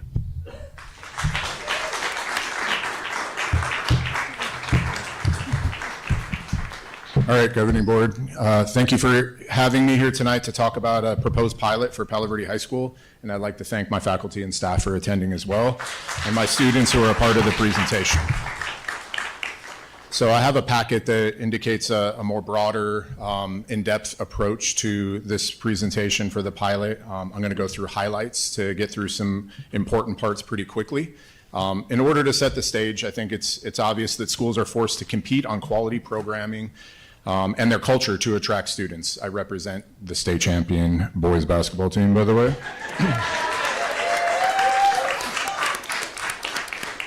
In a graphic that Dr. Trujillo shared with administrators, the ESA, the Empowerment Scholarship Account, there are 3,700 students in TUSD's area that are paid between $7,000 and $8,000 to not go to our schools. This proposal is a way to attract students. That's a loss of $26 million. There's also a generational demographic shift. 45% of homes east of Swan are 55 and older.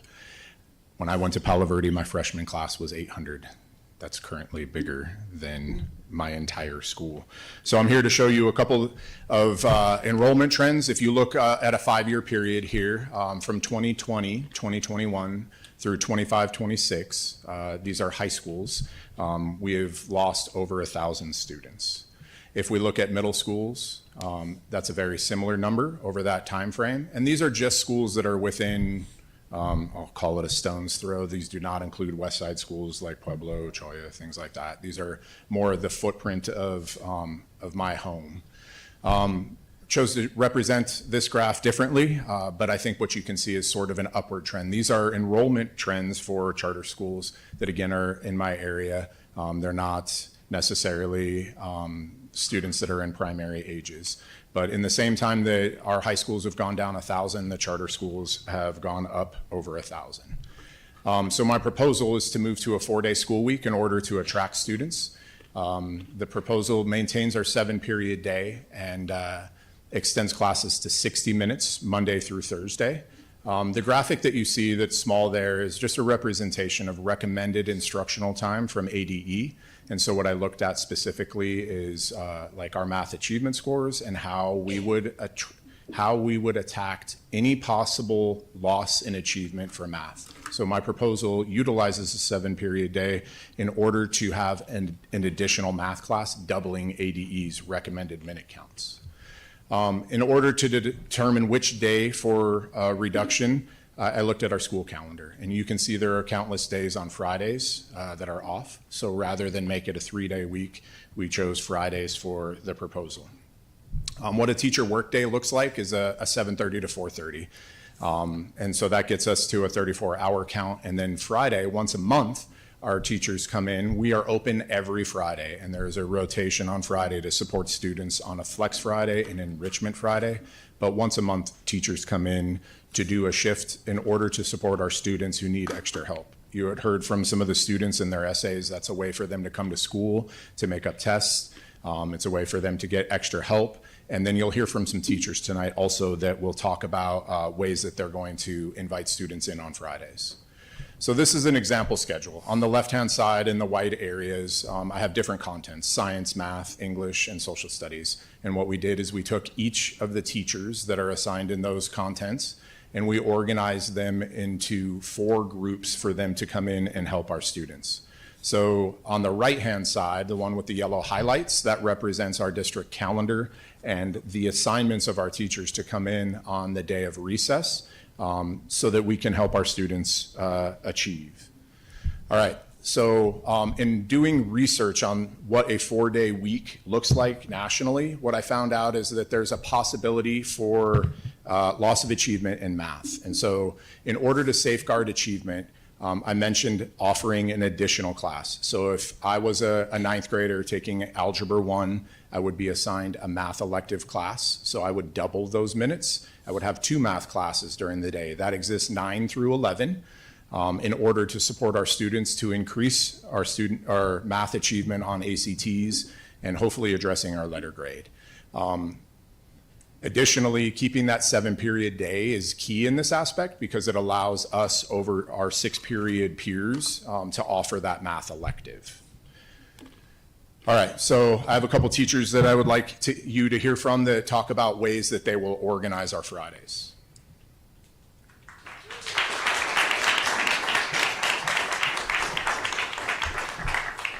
I'm Arwen Newman, and I represent that English side as the English department chair.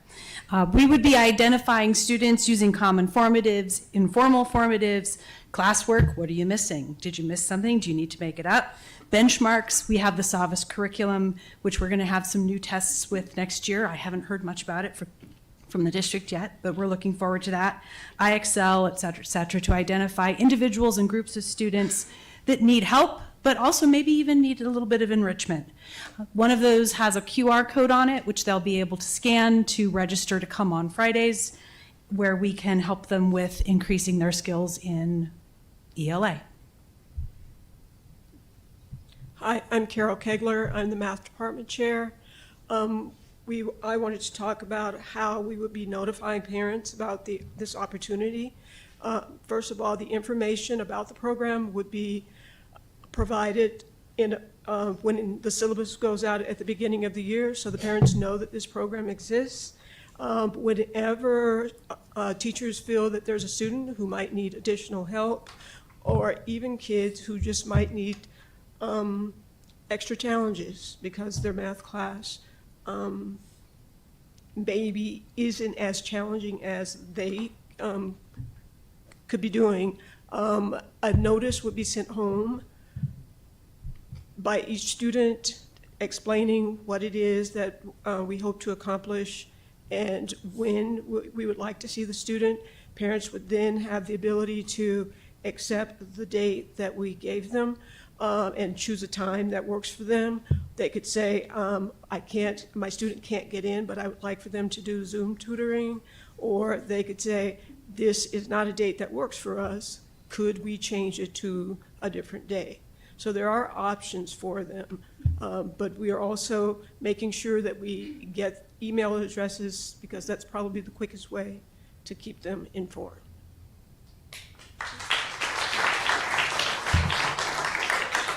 Okay, another aspect of moving to a 4-day week explores an opportunity within our CCRI index. It's an evaluation system for high schools.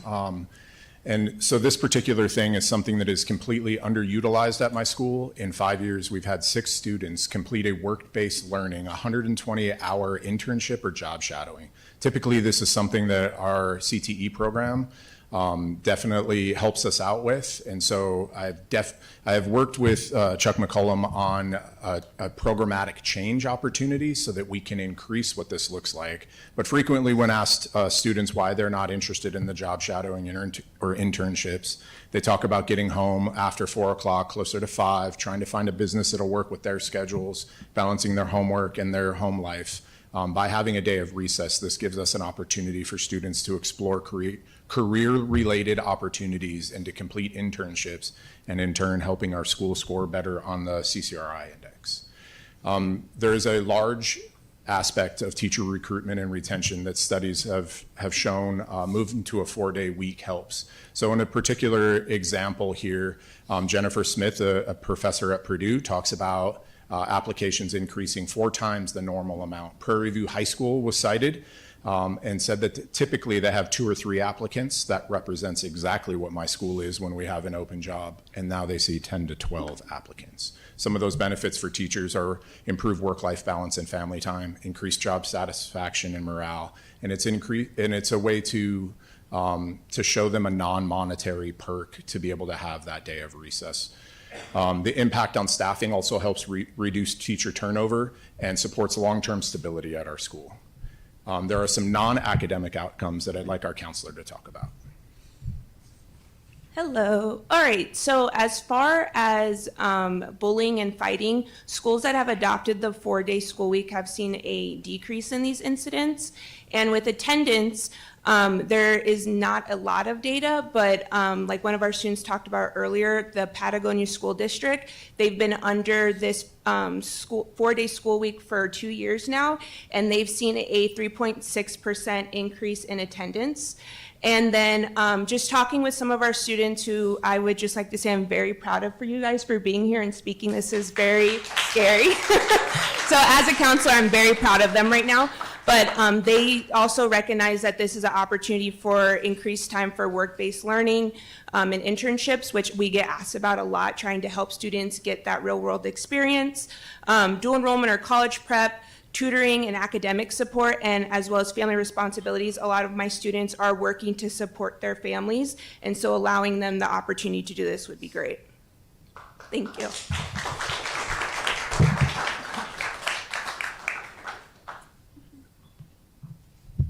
Good evening, Governor, board members. My name is Shamal Kurdi. I'm a junior at Palo Verde High Magnet School. I will be talking to you today about family and student benefits. So starting off, appointments on Friday. What does that typically mean? To begin, students are able to use the Friday off to schedule appointments.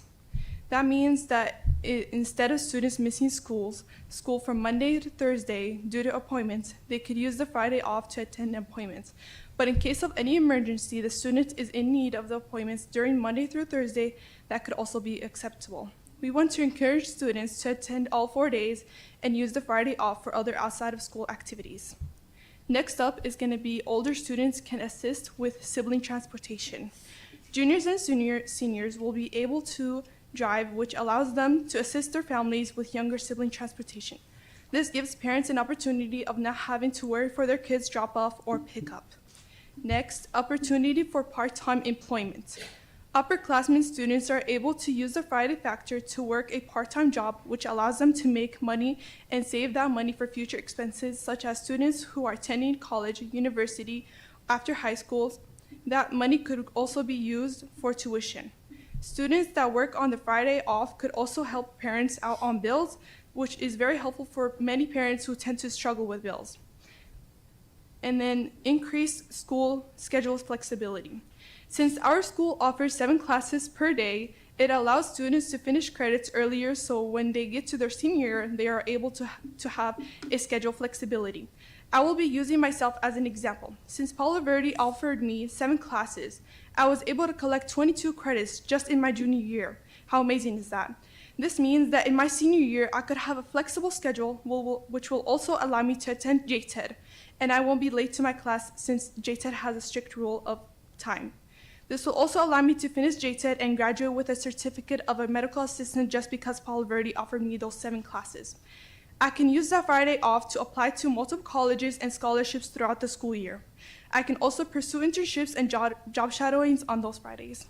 Thank you.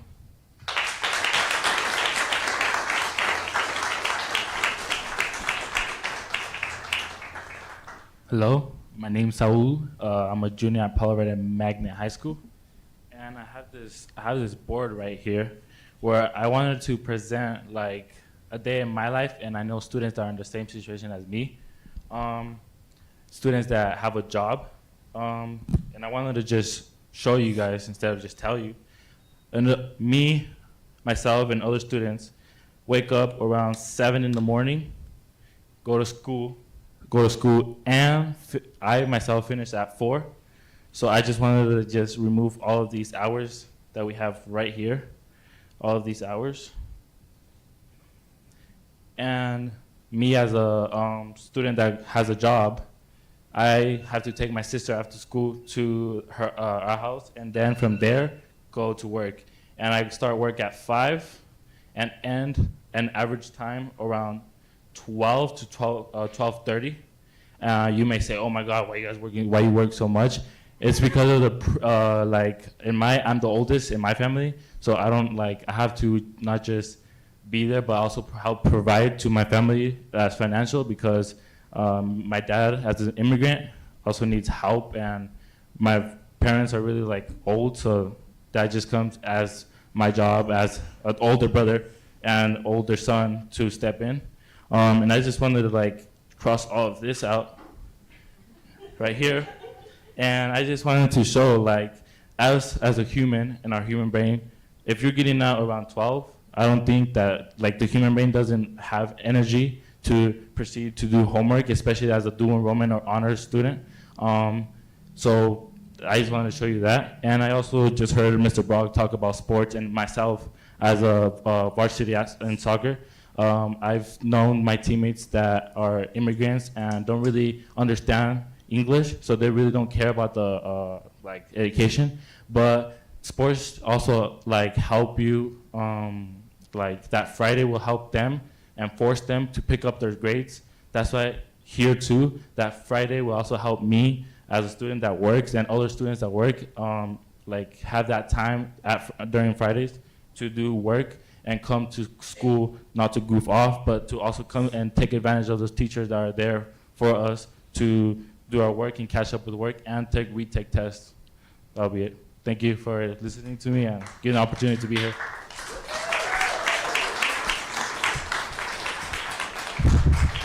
Good evening, board, esteemed members, Dr. Trujillo. I appreciate you for having me. My name is Fernando Ayala. I'm a junior at Palo Verde. One of the benefits that I have viewed of adopting a 4-day school week is, as a student athlete, is reducing the amount of class time, instruction time that is missed.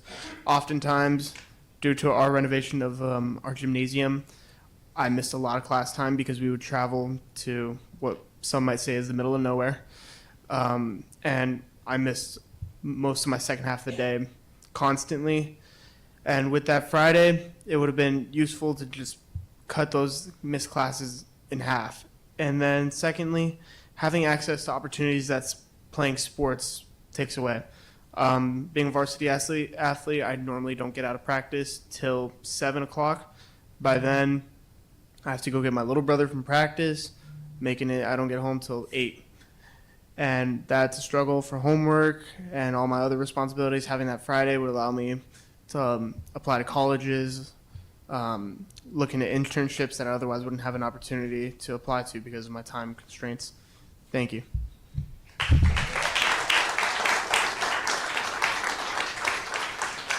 Hello all, my name is Veronica Ayala. I'm actually Fernando's mom. I am in favor for it because that Friday time is fleeting, right? They were babies yesterday and tomorrow he'll be a senior. So I love the idea of having a slow Friday morning. If I want to make them pancakes and sit around the table, and usually the weekends are go, go, go because they play club basketball and do other things. But having that extra time, I think it would soothe my soul. And I think a lot of parents could also benefit with that. I appreciate you listening to me and appreciate your time.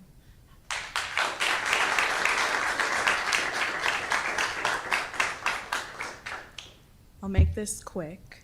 My name is Christina Daniel. I am a parent to a freshman at Palo Verde High School, and I also am very much in favor of a 4-day school week. My son is in a unique but not uncommon situation. His father lives back in Michigan, so having the ability to have a Friday off gives us more time for travel, more time for him to spend with his father when he goes back and forth during different breaks.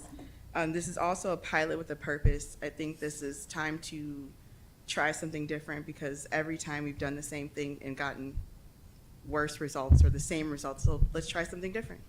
That's all.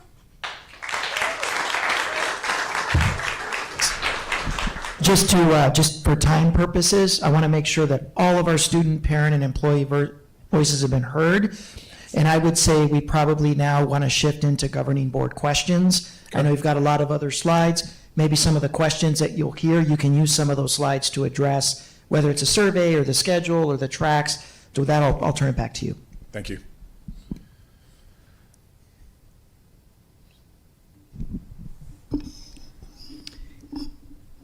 I would appreciate if you could quickly go through some of the survey data. Okay, I'll go quickly. So up front, I have the parent survey data. And so there are 3 questions that I thought were most prudent. The first is number 9, where it talks about us pursuing an innovative scheduling idea. And so agree or strongly agree was 88% of our parents. The number 11 at the bottom left for me, prefer a 4-day school week for my student, 87% agree or strongly agree, 5% were neutral, and 7% disagree. And then the circle graphic represents how our parents responded about what they would use for Friday. Yes, they would regularly attend. Occasionally they would attend. No, they wouldn't. Pretty sure those are the students that got a hold of their parents' phone. And then the unsure aspect about how to use Fridays. When we look at the student responses, 72% agree or strongly agree, with 15% being neutral. And then we have 11% disagree and 3% didn't know.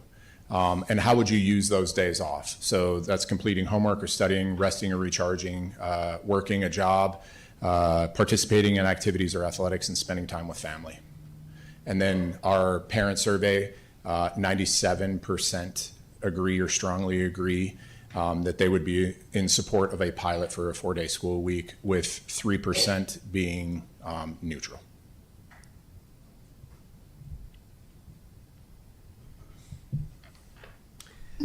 All right, I know I have a lot of questions and comments and everything, but I'll turn over my governing board members for any questions first. Go ahead, Ms. Luna Rose and Ms. Shaw. Thank you, Dr. Shaw. Hello, Mr. Brock. Thank you so much. And thank you, students, for coming. I always love when students come and present to the school board, because you guys, this is why we're here. So you're all very, if anybody is listening or watching or has like negative things to say about what happens at TUSD and how the students come out, just come to any one of our schools and see what the kids are doing, and what our teachers are doing,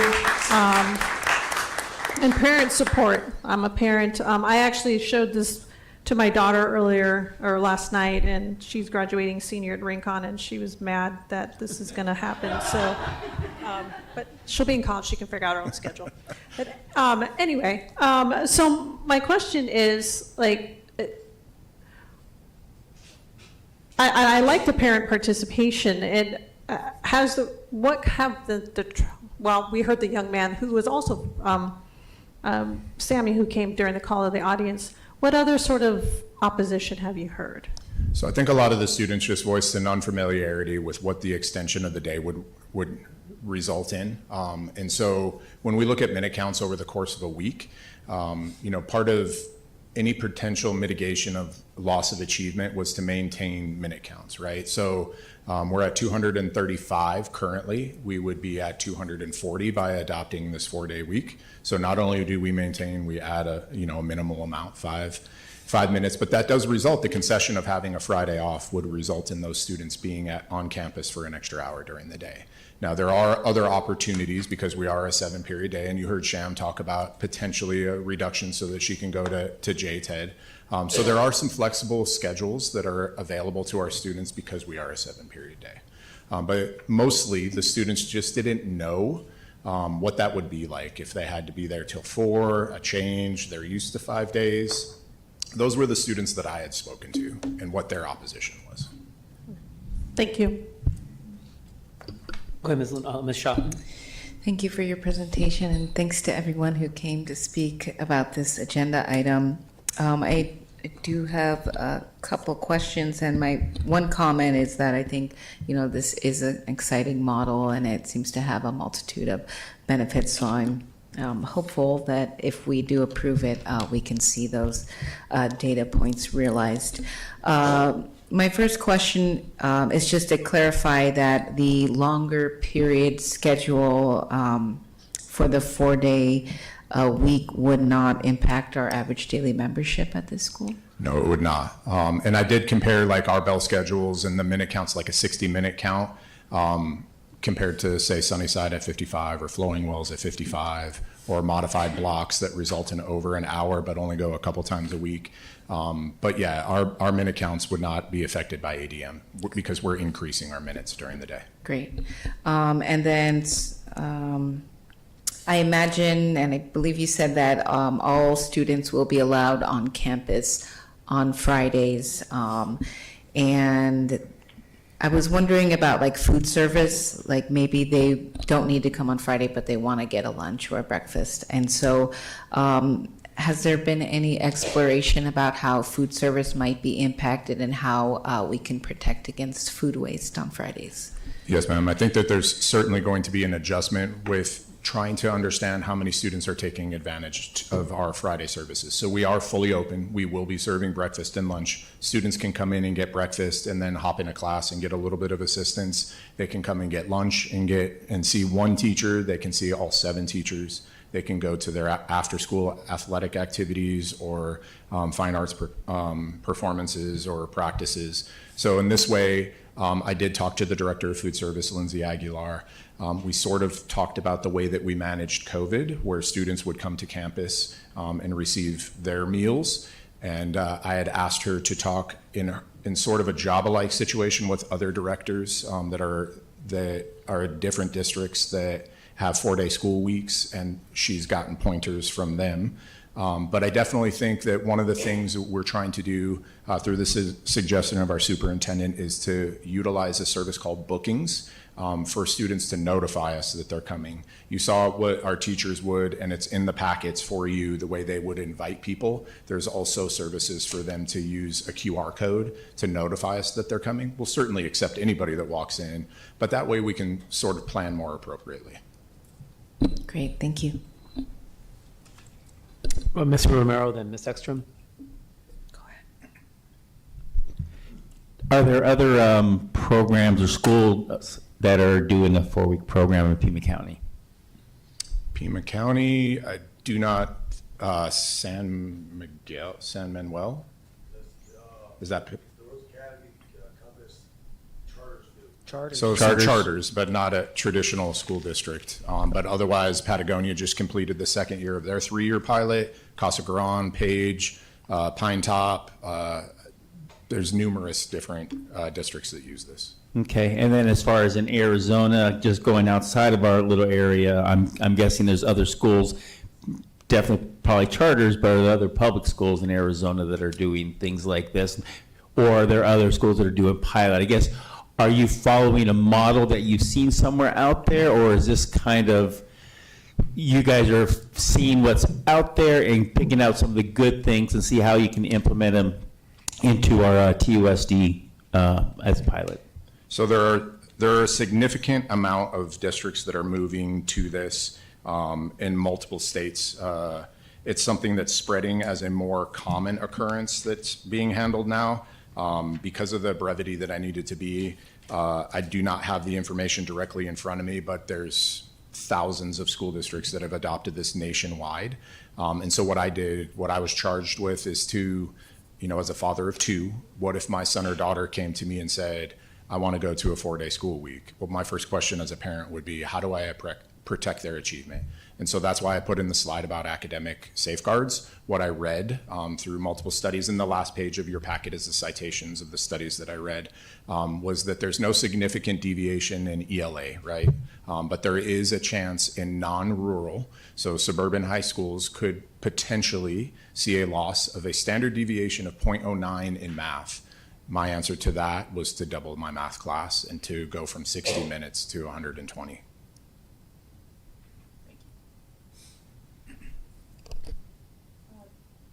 Thank you for your presentation to everyone who spoke today. So I have a question about transportation. Mm-hmm. How would that affect the bus schedules? So in talking to the director, Martha Zamora, first of all, we only have 2, I'll call them gen ed buses. We receive a lot of contracted bus support for our special education students, but we are not looking at that being an effect to us in any way because of the current usage of our buses.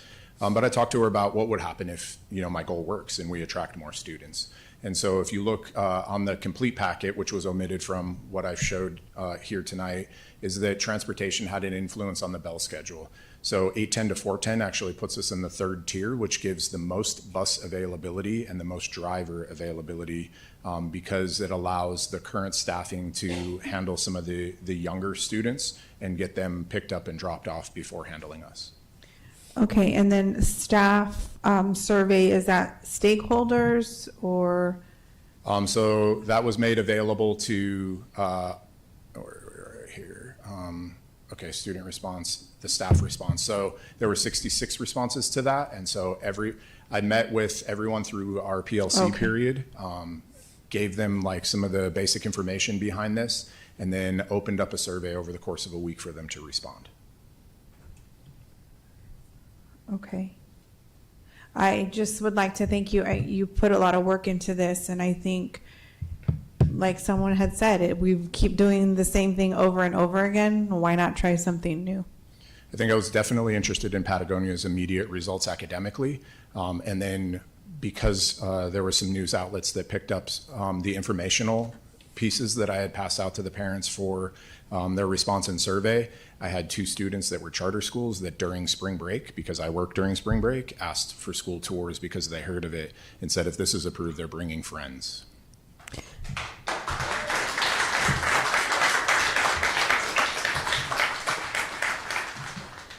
And then I just want to clarify, if a student wants to continue to attend every Friday, they're able to do so. Yes, ma'am, we're open.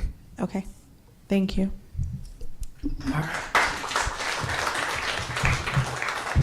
Thank you. So I have a bunch of questions. Oh, don't go yet. This isn't over yet. Thought I got off easy. So if anybody has other questions as I go through mine, just feel free to interrupt me to continue asking some questions. And I want to say thank you for Principal Brock for doing this innovative approach. I love innovation. I love kind of some changes, some trying some different things.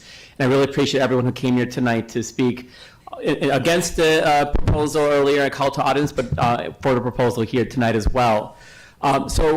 And I had a unique experience in high school. I went to, this is back in the Chicago suburbs, I went to this magnet statewide school in Aurora, Illinois, and we had a 4-day school week in my high school. This is back in the Stone Ages of the 90s. And a lot of students in that 5th day, some of us would get a chance to relax and sleep in and catch up on things and catch up on homework. Some of them did like these great programs. Some people had internships at Fermilab down the street or all the way into the city of Chicago at universities and doing research and other things, which really helped kind of increase their knowledge and their applications to colleges around the country. And so I've seen this in action from my own high school experience and saw it as a really positive thing for what we were doing there. So I'm really excited about this coming to hopefully fruition if this is approved. A couple questions I had, going back to Ms. Ekstrom's bus question. So if a student who takes a bus 4 days a week needs to come in for an exam or teacher hours, how would they come to school in the middle of the day on a Friday? So just for that hour or two that they need to come in and do something. So we would depend on them to be able to get there, or they can use the remote feature. And so and some of our principals during COVID used their funds different ways.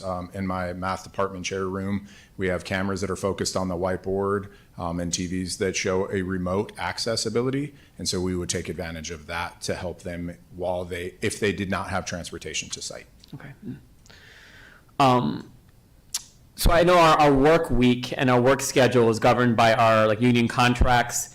What do we need to change? How does that work in terms of logistics of approving this and having the different work schedule, the 4 days a week, and then the coming in one Friday a month? How would that work on the logistics on the union contract that we have for our teachers as well as our staff? So I did meet with a lot of stakeholders there, whether that was with TEA, HR, employee relations. And so there are a few fine-tuning things because of the consensus agreement that still need to be worked out. One of them is that Friday period. And so There's a feature that, working with Mr. Hernandez, that we're exploring currently as a way to make sure that the hours that our teachers are working are more consistent through both pay periods of the month.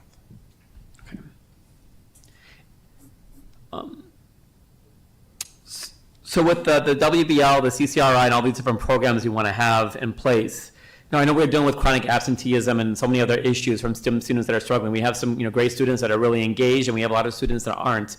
Like what will we do differently to try to engage the students that are struggling, that aren't coming to school regularly, that we lose on those Fridays now, and now they have another day that they're not being engaged in the school? Like what are we going to do differently with those kids? So I do think, first of all, that we are a unique school because of a 7-period day. That allows us that extra opportunity for our teachers and PLC to target our students.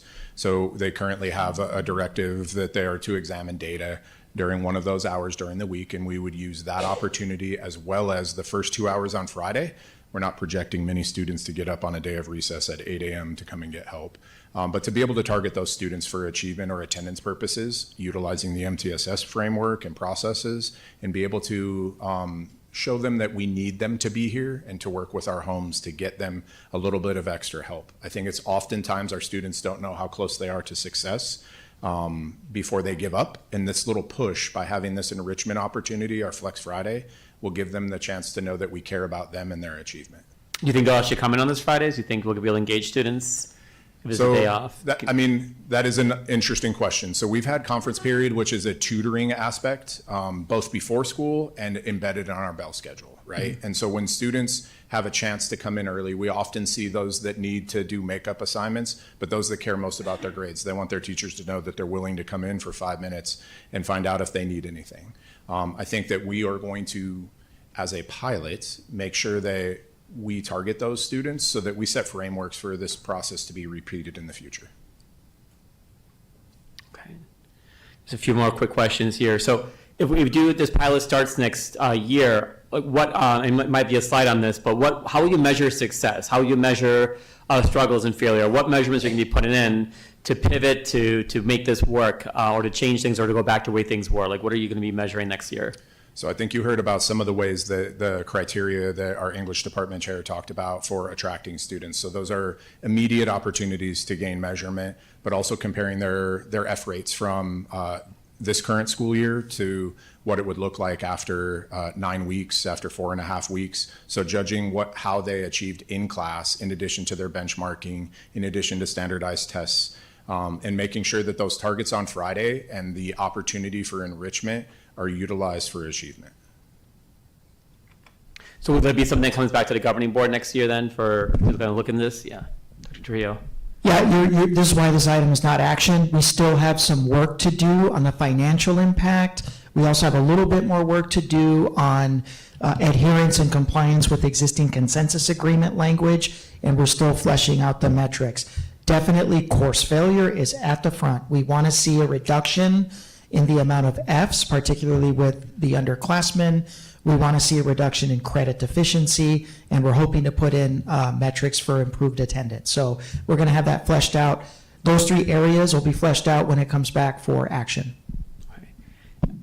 And my last question, and my only point of kind of concern with the proposal is the Fridays, and why not like midweek? And so in my high school back in the 90s, it was Wednesday was our day that wasn't scheduled with classes, and that worked really well to get like into the city and do things and have a midweek kind of break to refresh for the rest of the week. And we always talk about when we have like the 3-day weekends, how that other day, whether it's a Thursday or a Tuesday, is so low attendance. And I wonder if we do the Friday that we're going to be missing a lot of kids on those Thursdays as well, or a Monday's coming back with a 4-day weekend instead of a 3-day weekend. Especially with our short day is already on Wednesday, why did we not pick like a Wednesday for the day that is not scheduled with class? So the short day on Wednesday is a result of us delivering PD. And so the manner in which I deliver PD might be different for us. You know, the CSP that's here tonight might not love the fact that he would have to give multiple PDs over the course of a day instead of one to all faculty members, but it would offer us an opportunity to target improvement through our teachers. So that's why not Wednesday, though I'm open for suggestions. I simply looked at the calendar, compared the most amount of days off, and looked at Fridays being the days that were most numerous in our recess, and thought that it would make sense for our parents to have our students there as much as possible Monday through Thursday. I'm just concerned about that Thursday loss. You always mention that, Dr. Trujillo, in terms of like Fridays not being good for having that. And that's why we talked about this with our professional learning days. When we was on Thursday before, we lost a lot of kids on Friday. We moved it to Wednesday, but I'm like, why can't we just move it to Friday so that those 4 days a year we can have the 3-day weekends? And the big complaint was, or the reason was that we didn't want to move the professional learning days to Friday because then we would lose a lot of Thursday and make a big mess for the whole long weekend. And so that was brought up like a year or two ago when we were moving the professional learning days from Thursday to Wednesday. And so I would love to look into that a little more and see what other options we have. And I do want to point out that one of our parents talked about, and while that fits her, certainly, but the ability for her to be able to have her son travel back and forth between states is something that the Fridays worked best for her on that situation. But I'm sure that there are multiple things that we need to look at when we get the final consideration. Governing Board, any other questions? So what's the timeline? What's the next step on this process, Dr. Trujillo? Fast. So we're back here at the end of the month. We're back here the 28th. We're going to have the financials worked out. We'll have, if an MOA is necessary, we're hoping to engage with TEA, have that all ready to go. And then we'll certainly have metrics fleshed out, and we'll have some fleshed out justification for why Friday might be the best day of the week. All right, thank you. Thank you. Thank you, everyone, for being here tonight.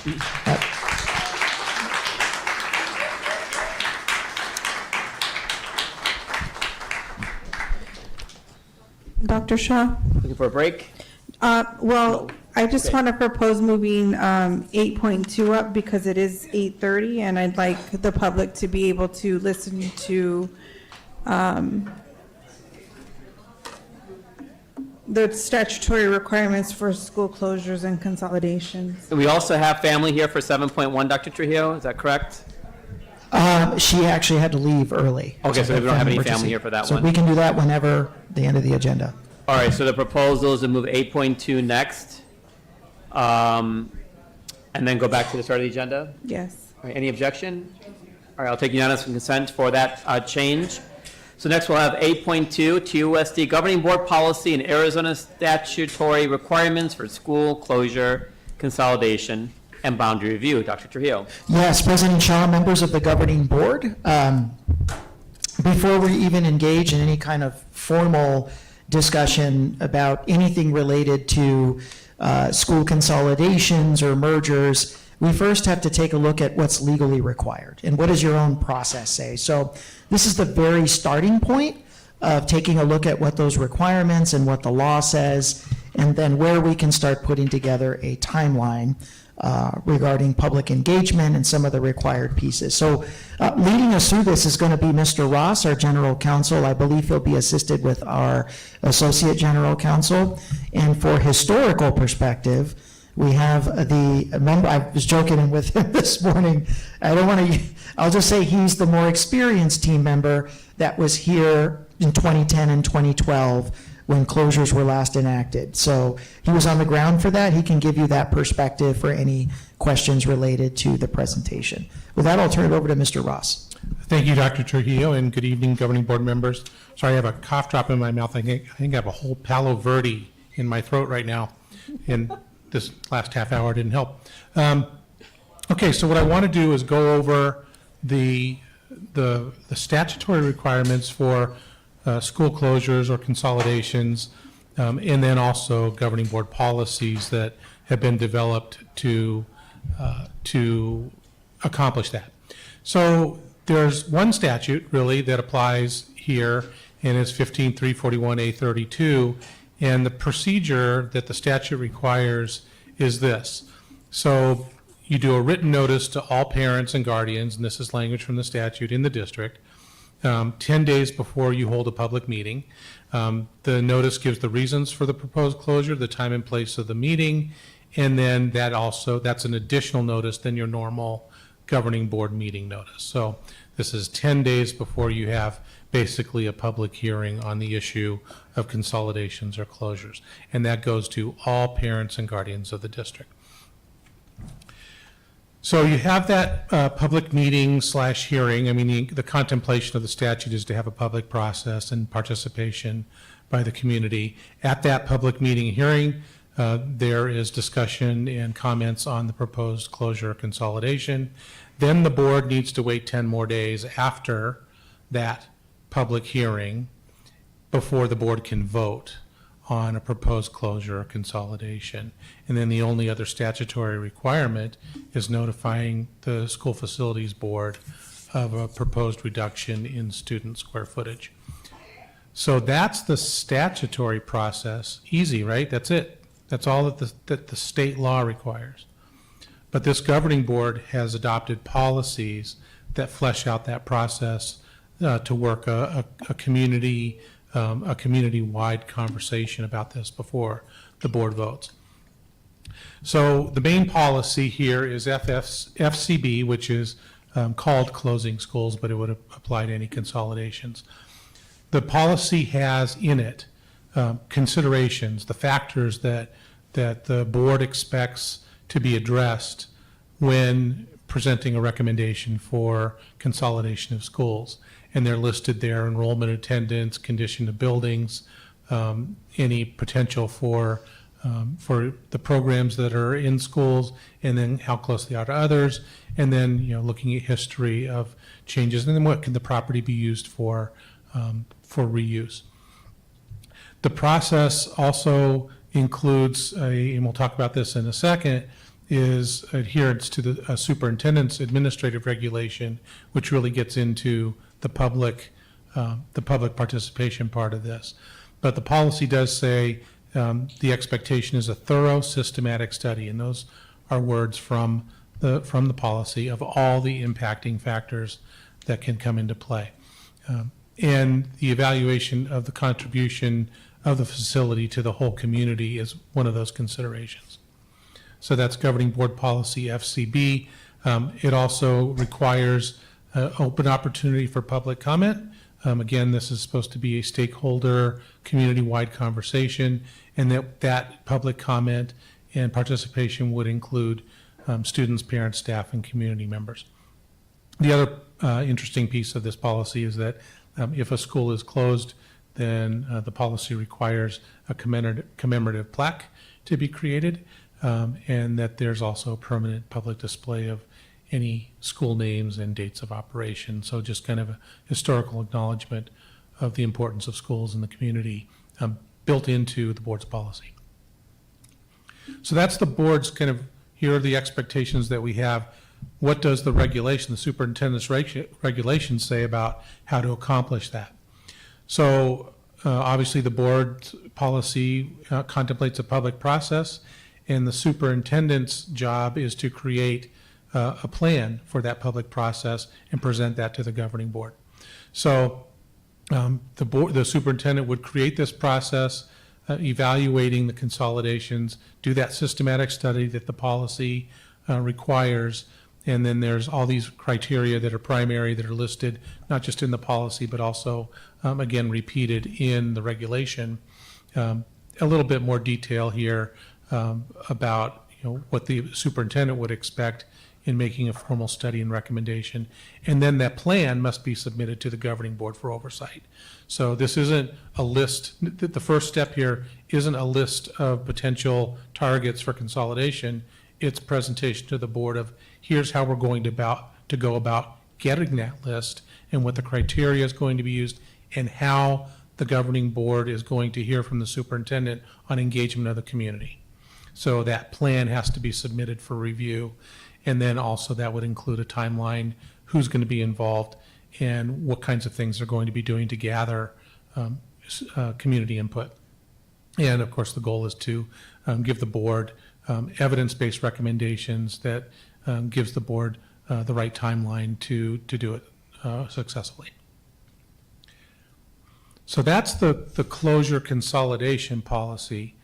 In addition to that, the governing board has policy JC, which is associated closely with closures, which is how is the board going to accomplish boundary changes for the schools that are remaining or consolidated.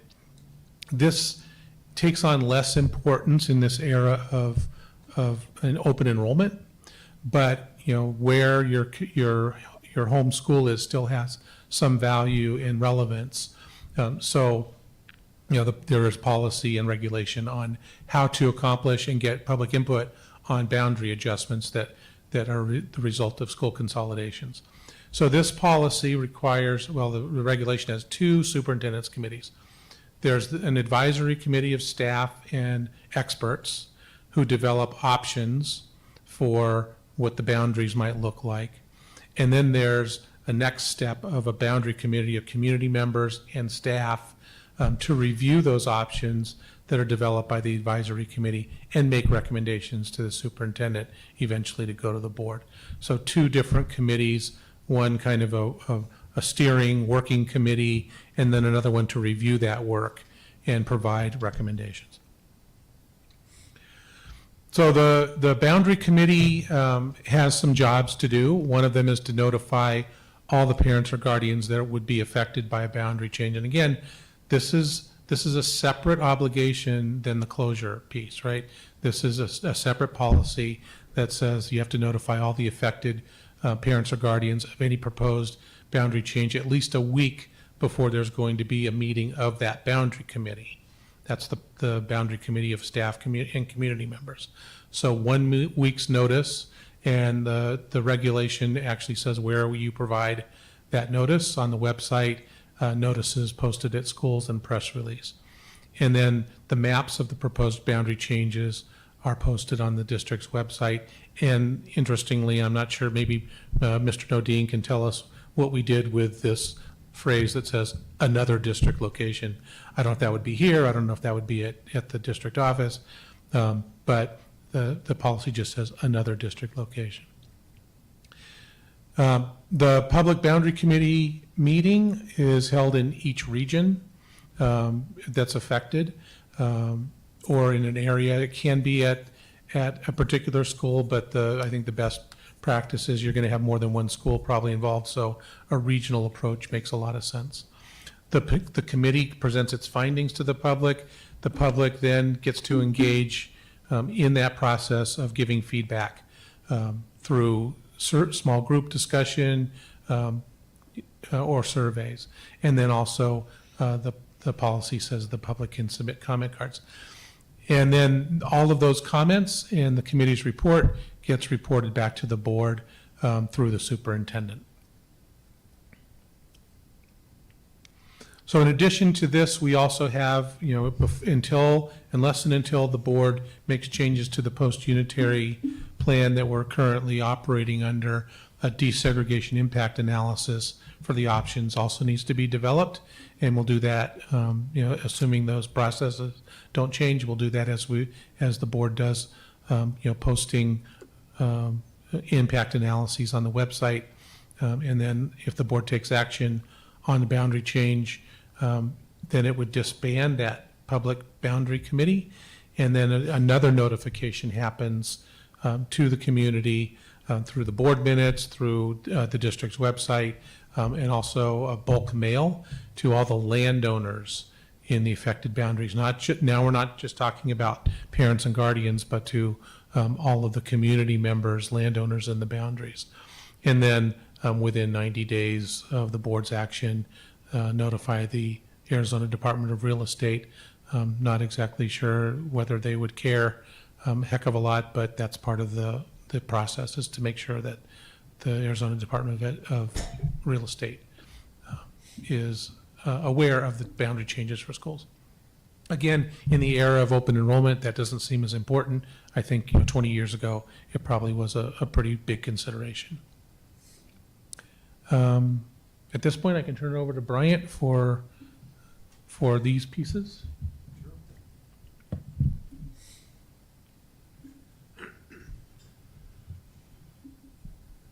These are two, they're two separate processes, as Council Ross said, and these are a very quick summary of what those processes involve. Basically, with the consolidation plan, you look at your options, you gather some data together, you assemble a team, and then you, as he mentioned, create a plan for a public process that comes to the board. And then once you get that done, you go out into the public, you engage the public, you look at different options, and come back with a consolidation presentation to the board for decision. So it's a little different than the boundary changes because it involves a broader committee and a broader look at the community, and it includes other experts to look at things like perhaps demographics, land use, and so on, and brings that back to the governing board. The boundary changes are more specific. What you're looking at there is you have a consolidation plan together. You put your two committees that Mr. Ross mentioned together. You orient those committees. You start to develop an idea what the different options are, and then you hold public meetings with extensive notification in different areas of the community. And I want to point out that the committees that you put together really need to focus on the affected areas. So they need to include people from the affected, the boundary committee in particular, from the affected stakeholders. And then, as I said, you hold public meetings with in different areas of the community, and again, you present the boundary changes to the board. Now, so in summary, the consolidation process engages a wide amount of the community and looks at the schools that should be consolidated and then looks at how to implement those consolidations. The boundary committee is actually part of the implementation, and that's a more involved process. It takes a little bit longer time because of some of the notification and some of the, and in fact, you've got two committees working together and so on. Now, what we did in the past is we did combine them and ran them together. It took us over a year in each time that we did it to complete the process. The first time we learned the hard way and we made decisions. We did it pretty much fully with staff, and we were making decisions on closures in June, which is definitely not a recommended way to go.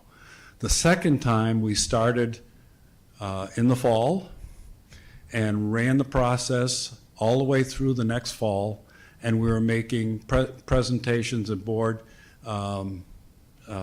considerations in November and December. That's a much better approach to take. But you can see if you combine the two together, it takes longer. I'll look at some of the pros and cons of combining and doing them separately. Pros for separating, you can do all the consolidation decisions in a single decision with phases on implementing those consolidations. You can complete the consolidation in a shorter time than you can if you include the boundary process with it. You're not including and notifying and engaging people who may not even be affected once you decide which consolidations you're doing, because if you include the boundaries with that, you have to engage the affected communities. And a decision can be made, as I said, quicker and in a time that parents have a chance to look at this decision and make a choice in terms of where they're going to enroll their students. The cons for separating the processes are some of the consolidations may not take place for 2 to 3 years afterwards. Because in some cases you may have to add capacity to a school to be able to handle the extra students. That wasn't the case last time. It may not be the case this time, but you have to kind of plan that there may be some longer term renovations, improvements to the facilities to really make it a better facility to accept those new students. And then the other side of it is, a con for separating is basically you don't address the attendance areas fully in the consolidation plan. You do the boundary changes later. So parents have an idea where they'll attend or what their homeschool will be, but they don't know for sure until the boundary process is done. Now, as Council Ross pointed out, there's a lot of open enrollment. 50% of the students within this district don't attend their home school. So it's less of an impact than it was in the past. Let's look at combining them.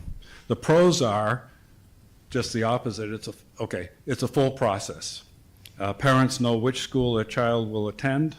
The cons are, there really probably has to be, if we want to make decisions for consolidation for the 27-28 school year, there would have to be 2 consolidation decisions because we could only probably do a few for the next year. Combining adds time and complexity, and it affects, you may include parents in the process who aren't going to be ultimately affected by the consolidations. So there's some extra upheaval and angst in that case. So I've provided a timeline for a strategic consolidation, and you can see how it runs. You scan options in May. If we started right now, which we actually already have started looking at, gathering data, preparing a scope of work, and so on. Then you put a team together in May. In June, you look at leadership interviews and goal setting and do some initial assessments. In July, you get a public participation plan to the board. In August, everybody's back from the summer, and you initiate the public process, engaging the community, evaluating and assessing all the potential consolidations. And then in the rest of the time up to November, you're putting together implementation plans, project budgets, and you need to create a repurposing plan. One of the things we learned from the other processes is that you really need to know what you're going to do with the school that's vacated. And then in December, some decision on the consolidation plan. That would give a timely notification to parents for enrollment. Oh, and I want to point out that that doesn't mean that all the consolidations would happen right after this, or all the implementation of those consolidations. As I said, it may be even a couple years down the road before some of them are implemented.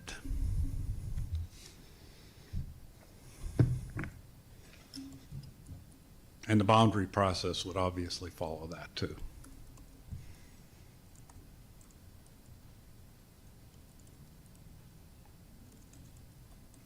So while you're pondering that, the other thing that occurred to me about, the boundary changes in open enrollment, kind of making that less important is also this district's current kind of approach to transportation also, mitigates any boundary changes. I mean, that the changes that have happened in transportation really make those boundary changes less impactful as they used to be.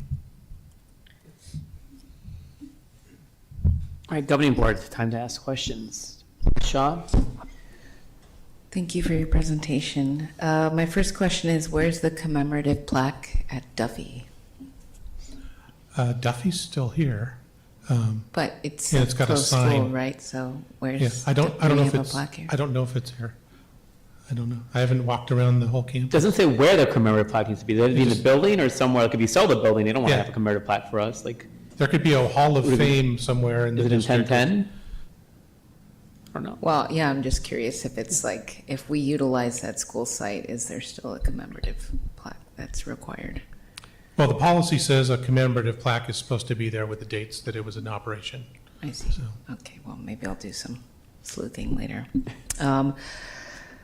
Per the statutory requirement of 10 days for public notice, does that include if we engage the Budget Advisory Committee to review boundary changes and school closures? So that 10 days is a minimum. The boards could certainly do more than that. I think if you were going to do more than that, you'd probably want to do more than one type of notification. Otherwise, you might lose the interest of folks. But if the board wanted to put in other reviews by other committees or other board action, again, that's the statutory minimum. You could do more. I see. And then, per governing board policy JC and JC-R, I do hope that we go above and beyond the public notices that are outlined in that policy, not just post these opportunities to participate in the boundary changes on our website, at schools, and in press releases, but also to engage parents through email and phone. I'm not sure if we did that in the past, Mr. Nodine, if it was just strictly what's outlined, but I think we owe it to our community to go above and beyond. So I'll just say that part of the obligation of the superintendent is to provide the board with a plan for community engagement. That could be part of that. Thank you.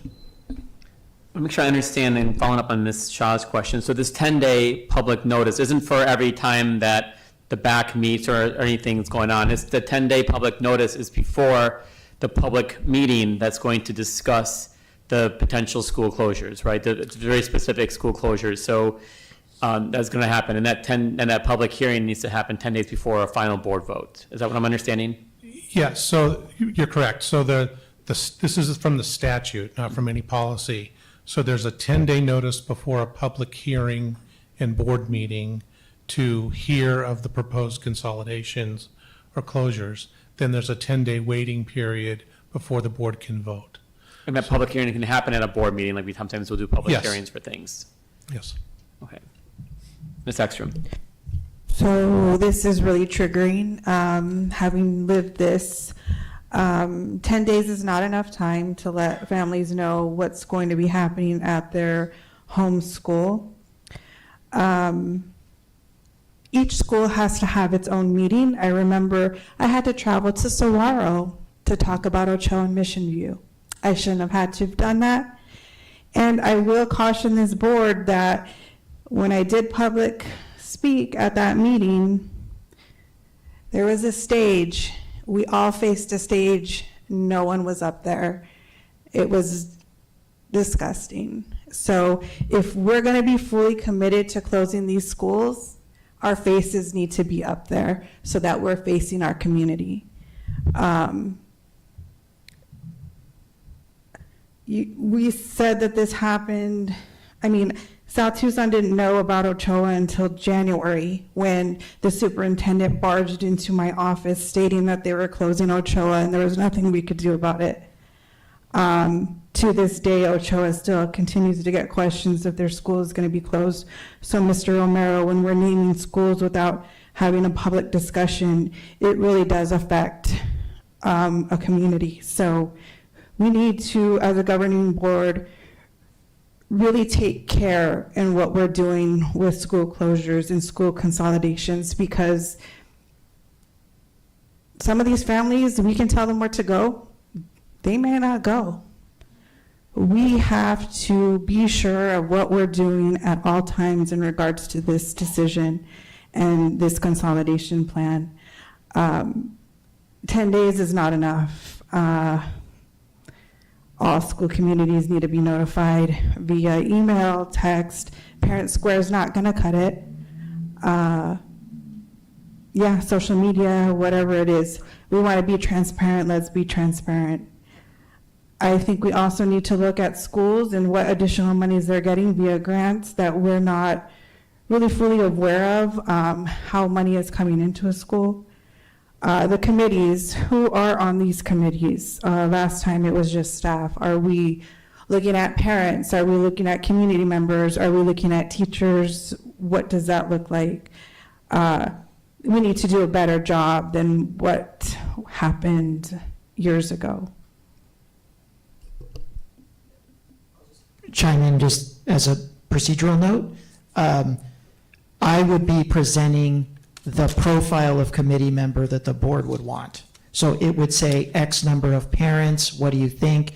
X number of representative of city council office, ward, 1 through 5.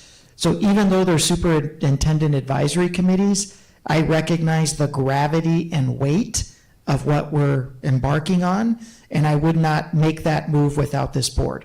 At least, not naming names, but saying, here's committee composition. Are you comfortable with that? Because I do realize that these committees are going to be extremely important in addition to your own governing board appointed committee, the budget advisory committee that will be looking at the financials.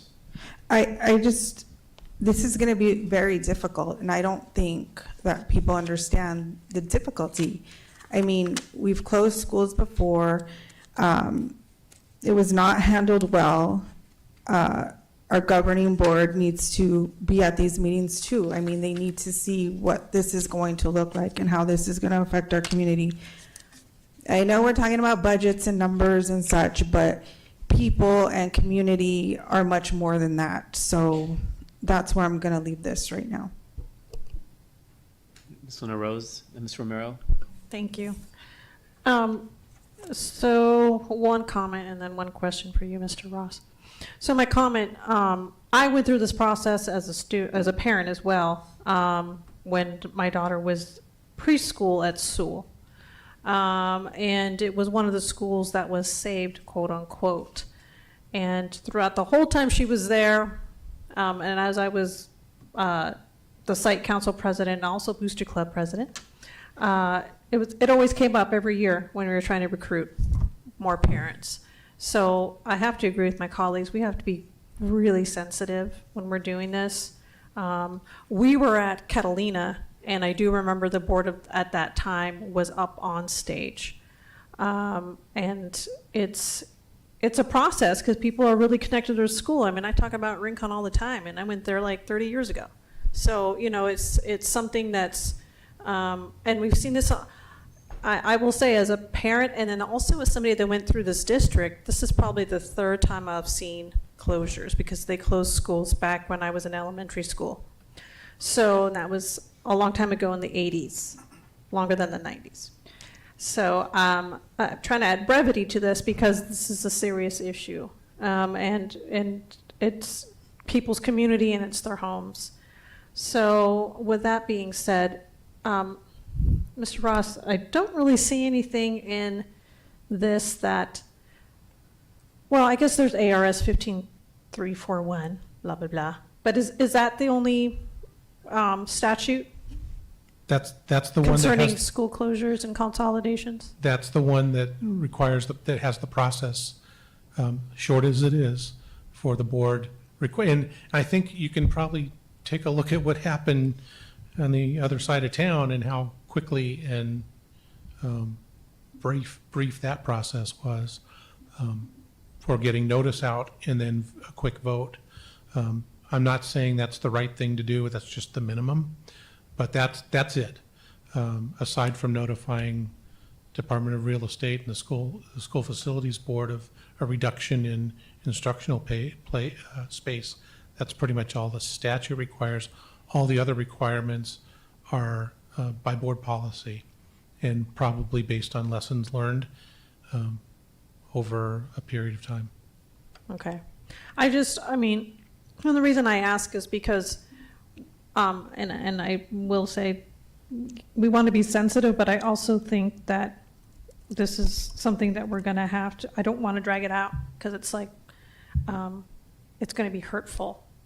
And so I want to hear all from the community, and I appreciate Dr. Trujillo's wanting to make this a very precise process as can, because we all saw what happened 10, 12 years ago, and many years before that, it wasn't handled well. So I just don't want to drag it out too long to make it hurt longer, is basically what I'm saying. Just saying as a parent who went through that. So I think, so let's say, I'm gonna play this out. So we do this scenario and there's X amount of schools. I'm not gonna name any because we're not naming any. What happens after, like, legally? Like, these places are no longer, working facilities. What happens after that? So you still own the property, right? And that's, part of the consideration is what are you going to do with a school that's no longer operating as a school? How are you going to reuse that property? Other than that, I'm not sure what the question is. I mean, they're not. Oh, they're well, not I don't having know if there's any, students with- like, reporting to the state. Well, there's the school facilities board will know that there's a reduction in school instructional space. That's it. That's the only thing that I think they're gonna have to be some, there's a reporting for achievement of schools, and that's gonna be worked out with, with our data folks, with this, with ADE to make sure that, we're not now reporting on a school that has no students in it, and why aren't their achievement scores better? So, that's kind of one of the administrivia things that will happen with, okay, this school is no longer operating as a school, and just, making sure there's a connection with ADE saying that, we're now no longer required to report those students. They're now at these schools. Okay, thank you. Go ahead, Mr. Romero. Thank you again, and I guess want to thank everybody else on this board. One of the things I think that we are doing here is being proactive versus reactive, and I think that's one of the things we need to look at. We're actually, by looking at this ahead of the game, we know what the Amphi had to do with their situation. We know there's declining birth rates in our community. We know we have declining enrollment in our schools. We're still running out the same budget we were using 20 years ago when we had, more students inside of here. One of the things, like Mr. Nodine had mentioned, we have this process, and one of the things I think that gives us a step up from the past is we need to put together a plan. We don't have to do like we did, I'm just going to say Lake Carson. We up and left a school.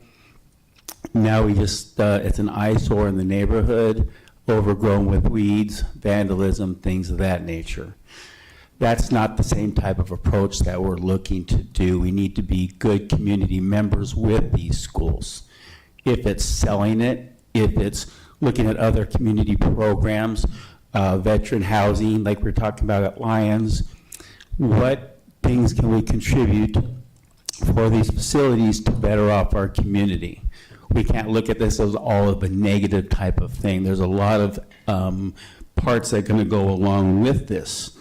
With the possible of not keeping a school on life support, maybe we can give those art, like a mariachi class, to a west side school that doesn't have something like that, because they do have an increased enrollment and they do have needs, but we're spending money in other areas where we can't give them those other tools that they need to succeed and increase their enrollment.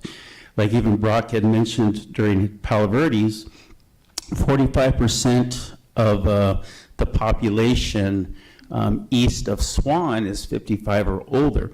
These are all facts that we have to look at. None of these decisions are going to be made easy, and we understand the impact on these types of things. But if we have a good plan, and transparency is fine, and I think Dr. Trujillo is doing a really good job, as well as Rob Ross, Mr. Nodine here, and again, front-facing. We're not that board from however many years ago when these things happened. We're a different board. We learn from those mistakes. I think that's one of the things we need to do, is learn from our mistakes. I was actually talking to a principal today. They were part of the closures where It was Brickta and Menlo Park, and they ended up going over to Morgan Maxwell.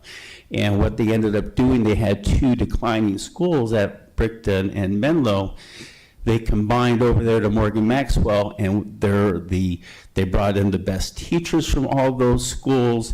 Their grades went up to a B-rated school for that 5 years, first 5 years in that consolidation. There was a great camaraderie, and those two other schools were failing schools with lower enrollment, but when they combined together in another school, they were thriving. We need to look at those things that were successes also. So I commend our superintendent and this board to take the high road, be proactive, think ahead of the game, come up with plans. How do we become a good community partner in this process? Be front-facing as much as possible. Again, it's not going to be easy. It's tough decisions that this board's going to have to make. We're looking forward to all the data coming back from our staff. So thank you for the hard work you guys are going to embark on. All right, thank you for the presentation tonight. All right, board, it's just past 9 o'clock. We have our consent agenda and a couple of action items I imagine need to get done tonight to kind of move things forward. The 7.1 new administrative building, is that something we can move to a next meeting, especially since the family had to leave early anyway? Yes. We'll move it to the next meeting. Any objection to that?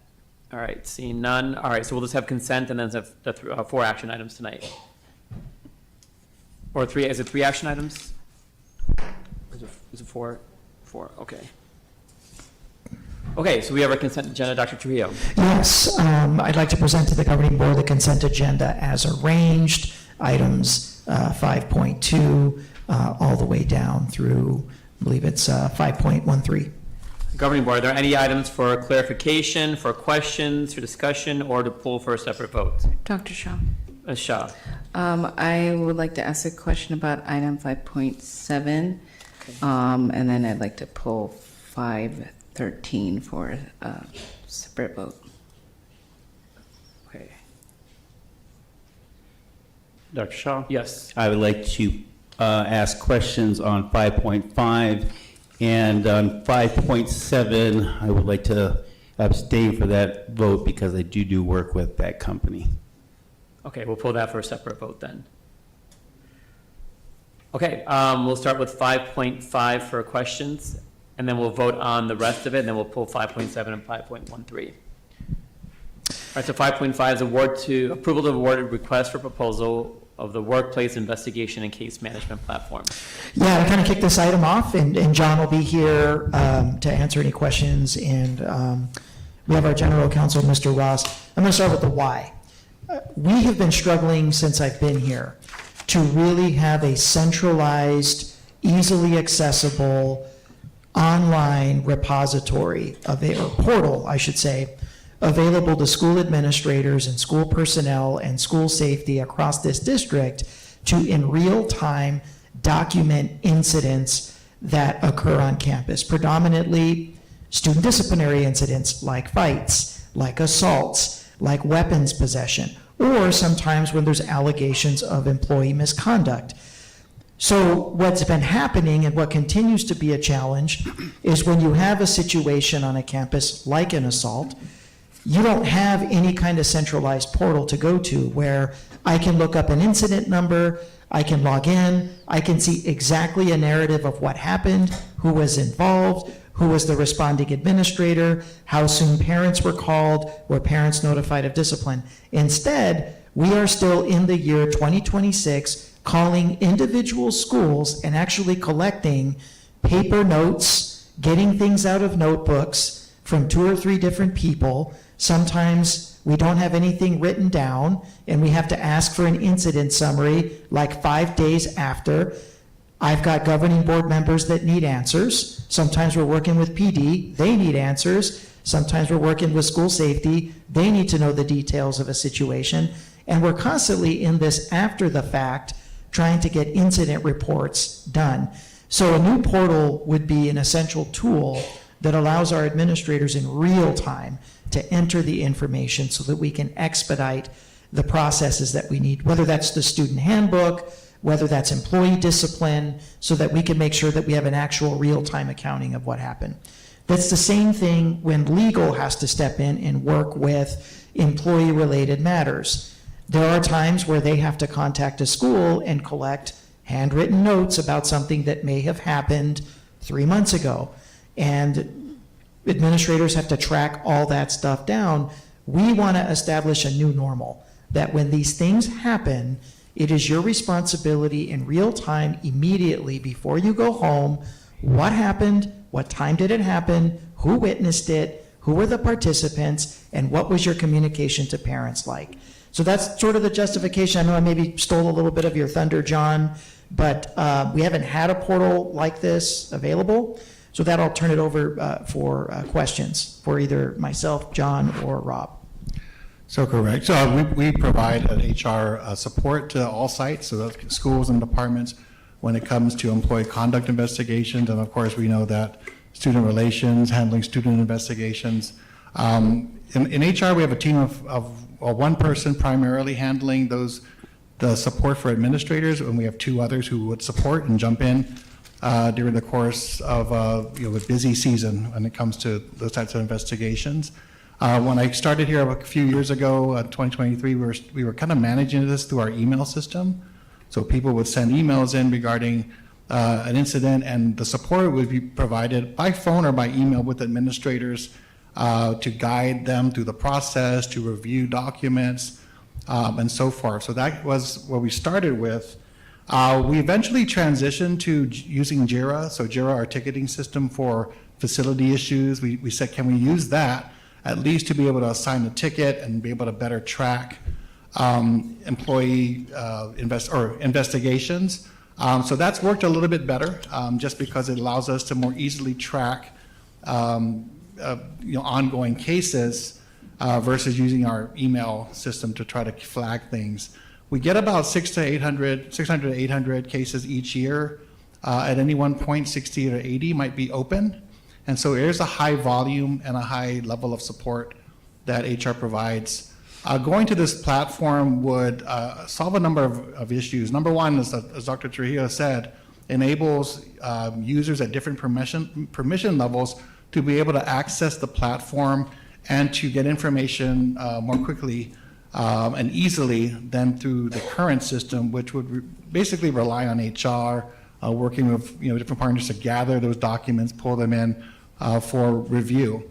But what it allows us to the platform will allow us to be a repository for investigative documents. So something that starts out as a school incident could then be held and stored in the event that an issue goes to discipline or goes to appeal or goes into litigation for any sort of reason. So right now, every step along the way as things escalate, there's a circling back to the school and HR to, can we pull all the relevant documents? There won't be a need for any of that anymore. The platform will serve as a repository for storing the documents and having it more easily accessible in one place. So that's going to be a benefit and something that we are currently not able to do using our JIRA ticket system. The second thing it'll allow us to do is really kind of standardize the investigation performance. So the system will not only provide resources and templates, but you have to, it puts in place a workflow so that if you are an administrator and you're going through a particular incident at your school, once you select the type of incident that you're going to be pursuing, the system will ask you to go through using established templates to complete your investigation, cite the appropriate policies, identify the witnesses and statements that you've gathered, pull your determination together and your recommendations, and that will be, we hope, will be more standardized format so that you'll see some consistency across different cases and issues that you see through the schools. So I've seen personally, being involved in a number of cases, there's a wide variety of reporting that goes on, a different level of depth and consistency. We want to cure that so that we have what we can rely on as better and more consistent documentation of investigations that happen.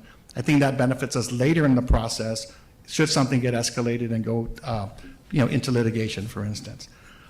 There's an ability there would be an ability to link cases together. So again, like you said, a discipline, an appeal, an escalated complaint, you would be able to reference and link to those prior cases without having to go manually track down that separate investigation and so forth. You'll be able to do more historic lookbacks. So if you have repeat incidents by an employee or at a site or a type of incident, you'll be able to use this platform to go back and gather that historic information, because it'll keep all that information easily identifiable and coded to be able to access later. This should be useful at the site level for administrators, all the way up to the board level. It would just have varying levels of permissions. So some people would have more access and less access depending on the level of need and authority, right? And so we would work through setting up those permission levels as part of this implementation. And then, of course, the big key for us is that if we are going to do this, trying to get through board approval so that we can put in place the training and piloting schedule in order to try to go live with this in August when we come back for the school year. So as part of that, it would involve board training as well, superintendent, legal counsel, so department level training, as well as all the site administrators, building in time to get them familiar. We'll probably go, if approved, work through a pilot with probably our a couple operational departments that are operating during the summer to get set up, to start using the system and getting familiar with it, so that by the time we get into July, go through training with administrators, we can understand what to expect in terms of any issues that we might encounter with the system. So that's the plan, and that's the general scope of what we're proposing here. Okay, and then just quick question, 'cause I did some research on this. So it sounds like, yes, we need this type of program within our system for efficiencies. And it showed that there's two different models, the targeted model or the enterprise model. Are we doing targeted just to focus on that, or are we doing the enterprise, I guess, for what are? So my computer is like on the blink right now, but I think we're going to do the enterprise. I think the enterprise version. So Enterprise version. Because I'm looking at that, it also talks about different departments they can focus on: human resources, continuous improvement and planning, financial operations services, clinical services, student services, school choice and enrollments, facilities and grounds, athletics, transportation, health and safety, assessment, and information technology. Are we planning on using more of these things on there, or are we going to kind of pick and choose which ones we have holes in our district?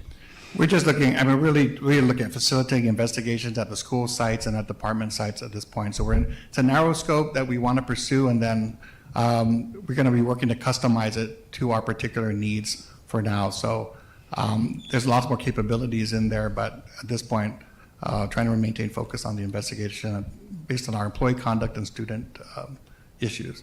Okay, and then as far as criteria picking this program, and then maybe Mr. Rob Ross can tell me about this, when it gives us like the purchasing department, it says information for the RFP should remain confidential until governing board awards this, says compliance with the Arizona Administrative Code R7-21045-B, which states all those things. So is that a code that we're always under for any type of procurement purchases, Mr. Ross? I would hope that's cited in all of our competitive purchases. Yes. Yes, it is. So that's commonplace as far as that goes. And the only reason I'm kind of questioning, what the criteria is, so I was looking at it, most of the school districts that this company is in Canada, Alberta, British Columbia, Manitoba, et cetera, U.S. states were New York, New Jersey, Illinois, Missouri, and Ohio. And then it talks about proud school districts, Missinuri Community School out of Gas City, Indiana, another one, Hammond Central School District, Hammond, Indiana. All the schools that it looks like that they've done work with are all kind of smaller schools and smaller districts. Some of the forms that I've seen in place are kind of specific to those, and then you can kind of modify those. I'm just wondering what our criteria with this one, it just seems limited and nothing that's kind of in our area of the country that they've worked with? So we definitely wanted vendors who have experience with school districts. So we know we have a large school district, so it's hard to find sometimes peer-to-peer services or vendors that have had that experience. But definitely we wanted K-12 experience. We got 11 vendors who submitted proposals. We were able to demo with 3 of them to see what met our criteria for ease of use, the different level of permissions, being able to load customized templates to support our administrators. So that was the type of the functionality was a key part of it. Also, and then also, meeting our needs within budget as well. So those are probably the essential criteria that eventually resulted in this recommendation. And then in that enterprise model, if we decided we wanted to utilize some of these things, are there going to be extra costs for those, or those other forms that we can kind of download to incorporate these other things where you might have services or needs?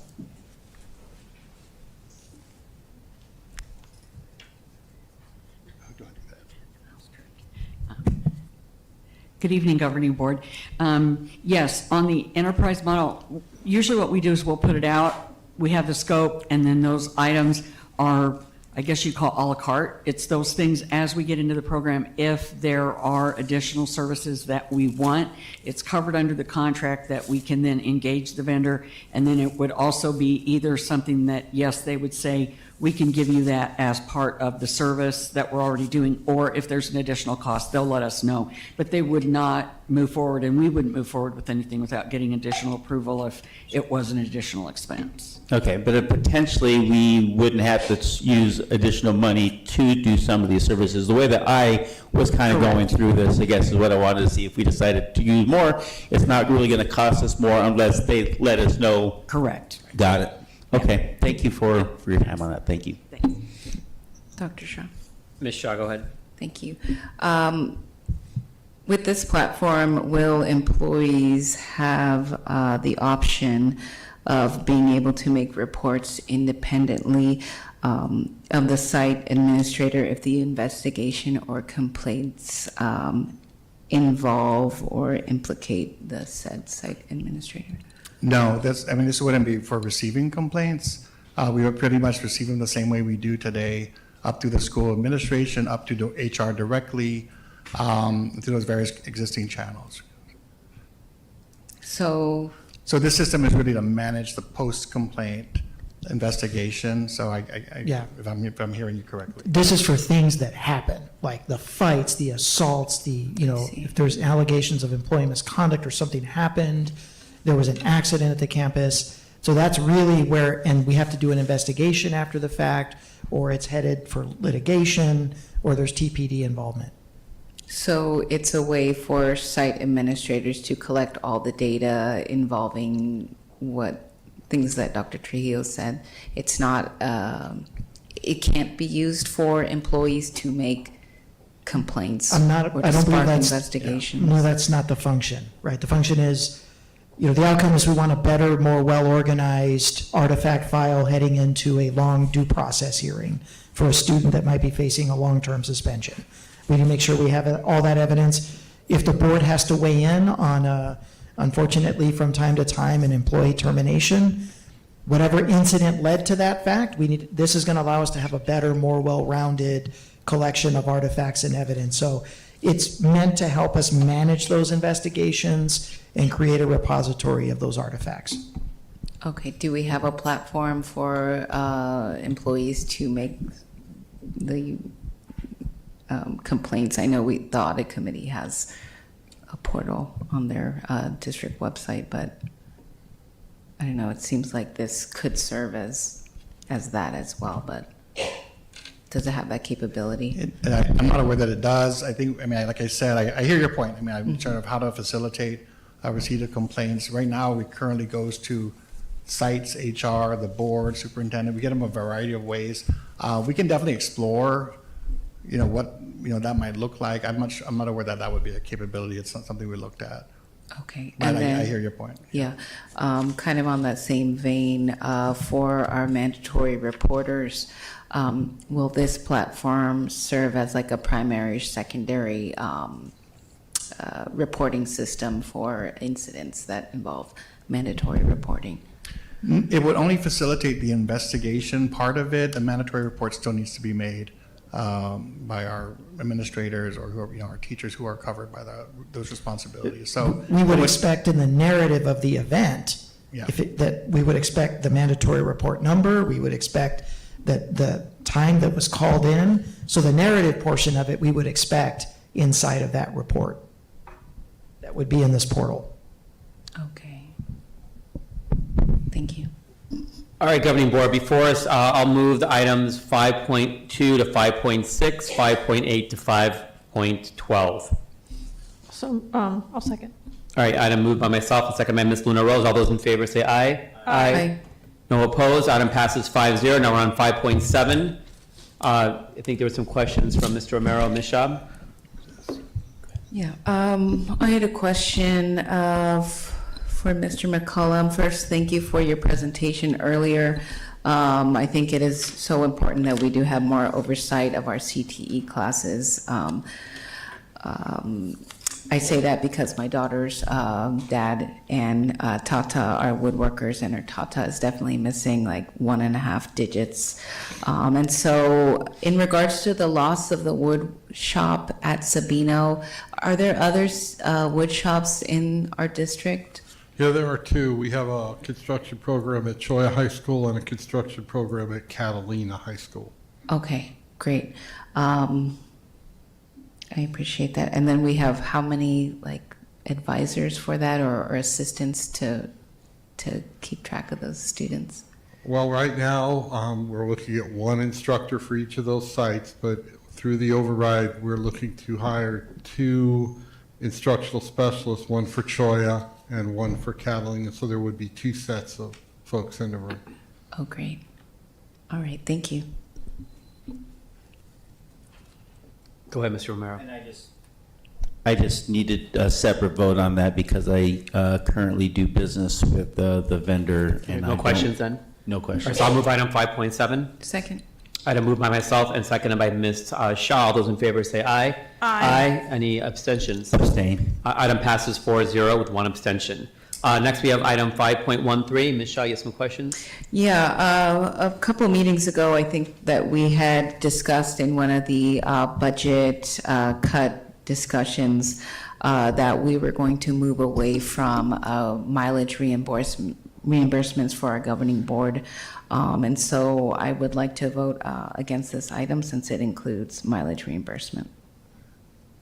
So this is a report of expenses that have already taken place. This is not an approval of future expenses. It's certainly your prerogative to decide to not reimburse I don't think there's any yourself. questions. I'll Yeah, move the so- item. Can you, thank you, I'd like to. Was there a question? Yeah, I would like you to finish your comment. So as I was saying, like, you all can decide for yourselves if you want to make a decision in regards to your reimbursements. Right now, as elected officials, we're required, when you file a claim against the district for any kind of travel reimbursement, we have to process it, but that it's entirely up to you to decide as a board if you want us to continue to do so or not. But this is a report of activity that's already taken place. Thank you. All right, I move by myself and seconded by Ms. Luna Rose. All those in favor say aye. Aye. Aye. Any opposed? Opposed. Item passes 4-1. All right, next we have action items. 6.1, administrative appointments. Chief Operations Officer, Dr. Trujillo. Yes, President Shaw, members of the governing board, I'm very, very excited to bring forward a candidate tonight for your consideration. Tonight's recommendation is the current Chief Operations Officer for Lodi Unified School District in what would be Northern California. She's been serving in that district for 24 years. She served the majority of her career as an executive director for information technology services, what would be a chief technology officer in our world. But for the last 3 or 4 years, she's been serving as that district's chief operations officer in charge of the facilities and the transportation and the projects and overseeing bond projects and overseeing food services and health services like our in-house COO would do here. She is a veteran of tough decisions that have had to be made in that district. Bond levies, like we recently passed here, that district did do school closures a few years back during her tenure. Even though that process over there is led on the academic side of the house, she certainly was in support of that issue. Tonight, she is where we would want her to be here in TUSD. She's unable to be here tonight because she is at one of the district's largest high schools, addressing employee and community concerns about a renovation project in the baseball stadium, the kind of visibility that we would want to see here. So tonight's hiring recommendation is Miss Edith Holbert for your consideration. Thank you, Dr. Trujillo. Governing Board, any questions or comments before we have a motion? Well, we're excited about getting this position filled with someone who has experience in that role, and I'll move the item. Second. Moved by myself and seconded by Ms. Shaw. All those in favor say aye. Aye. Item passes 5-0, and I understand we have a video. Or actually, we have a statement. Ms. Holbert couldn't be here this evening, Ms. Borboa. President Shaw, members of the board, Superintendent Trujillo, and attendees, thank you for the privilege of allowing me to join the Tucson Unified School District community. It is an honor to serve the students and staff. District operational teams play a vital role in keeping our schools safe, welcoming, and ready for learning each day. When we keep students at the center of what we do, we help create environments where both students and educators can succeed. I'm looking forward to leading this mission and meeting everyone very soon. Respectfully, Edith Holbert. Dr. Shaw? Go ahead, Ms. Shaw. I see Oh, Ms. Julio- Jackson, sorry. I see Julio Lopez in the audience, and I would just like to thank him for all of his time and the extensions of time that you served TUSD. So thank you for all that you've done, and yeah, we hope to see you soon. Yeah, let's give Julio a round of applause. I mentioned in our leadership team meeting this morning that this is the first chief operations officer that we've had permanently for almost 2 years. And Mr. Lopez, you've graciously, time and time again, have been extended and have filled all that time for us. I know you're anxious to get back to retired life as a proud grandpa, but we certainly appreciate all your support. Thank you. Thanks for pointing that out, Ms. Ekstrom. That's great. All right, we'll move us on. Hopefully we'll have a chance for her to say hi at an upcoming meeting so we can see her face and get to know her a little bit as well. Dr. Trio. Yes, absolutely. 6.2, approval of contracts for Eli employees of the Tucson Unified School District for next school year. Yeah, I'd like to turn this item over to our Chief Human Capital Officer, Mr. Fernandez. Yeah, good evening. This time every year we bring forth our Eli contracts, which are essentially include your principals, assistant principals, school psychologists, research project managers. We have 124 contracts before you for approval. Once, with board approval, we would begin issuing those contracts. Last year, with the mid-April approval, we were able to lock those contracts in by early May. So we're looking forward to being able to get those contracts out. Governing board members, any questions or comments? Mr. Romero. So I haven't really looked at these in the past, and I was just kind of analyzing a little bit more, and I have some questions because we got the list 4 pages worth, and so I was just kind of going back a little bit on history on some of these things. One of our high schools, and it looks like on one of our main high schools we have, like this last one, 3 assistants that are not returning, 1 assistant that's moving back to their former school, and then I guess also going back to the year before that, at the same high school, we had, again, a lack of retention with our assistant principals at this school, and it looks like it's a kind of a consistent thing that's going on, and again, this year, why there's not returning assistants at that school, Tucson High. And I even looking back at 23-24 when Mr. Rivera was there, again, we had some turnover there. I know one left to go work for principal of an elementary school, and some changes happened at the end of the year. So is there a reason, I guess, on some of these? And then I also was looking at, like I said, principal at another, assistant principal at another school, transferred over to her former school. So is this something that Eli has with their contract that comes to the district?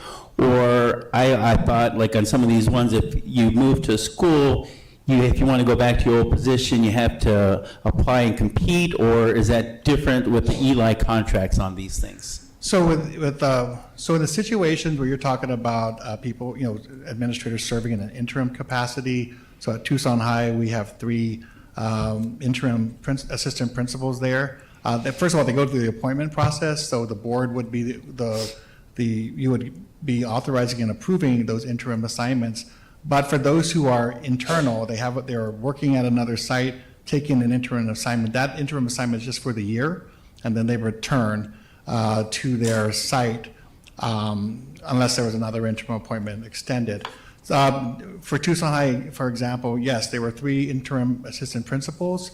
We're now going through the hiring process for permanent assistant principals. We don't want interims, but sometimes we do get interim appointments when we get late in the season, or someone is serving in an interim principal capacity and we're backfilling the assistant principal position. So the interims are supposed to last a year, and then we're supposed to go in and try to fill those in the next hiring cycle, and that's what's happening with a lot of these positions. So if I took Tucson High, for example, there are 3 assistant principals who are interim.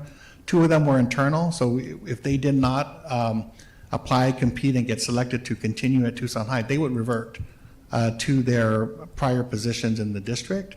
So that's what's happening.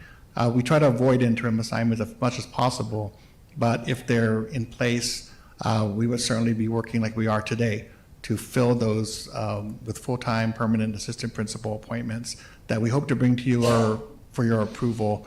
We're looking at May 12th for all those appointments to be made on the assistant principalships. All right, so then in that case, to say Tucson High with the 3 interims, if they didn't go back to their old schools, if they decided they wanted to vie for that job and they're not on this list, they can still apply for that position. Right, and so we are currently in the middle at the start of principals now going through that AP pool and setting up their interviews for those applicants. And in many cases, yes, those interim APs are applying for that school or for other AP opportunities.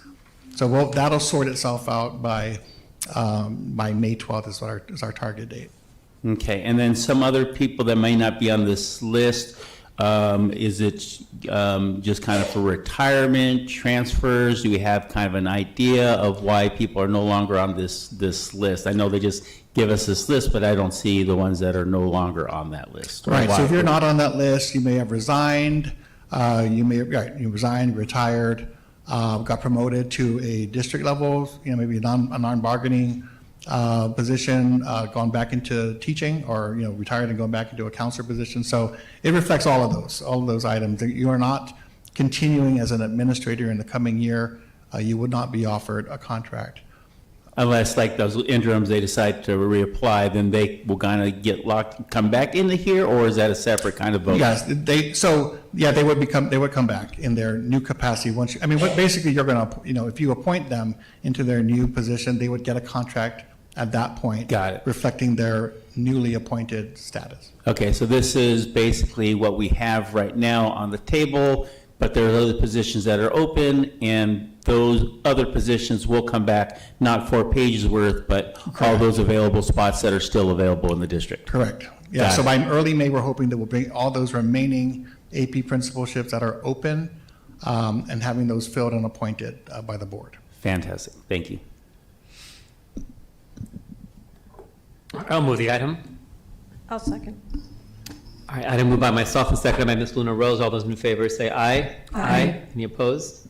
Item passes 5-0. All right, and we're going to move on to 6.3, approval of the next school year's override funded compensation increases and salary schedules. Yes, I want to thank our Chief Financial Officer, Mr. Hernandez, for the work he's done with TEA, and then our Employee Relations Director, Jason Freed. This has been his first major project. Appreciate all them coming together to put tonight's information together for your consideration.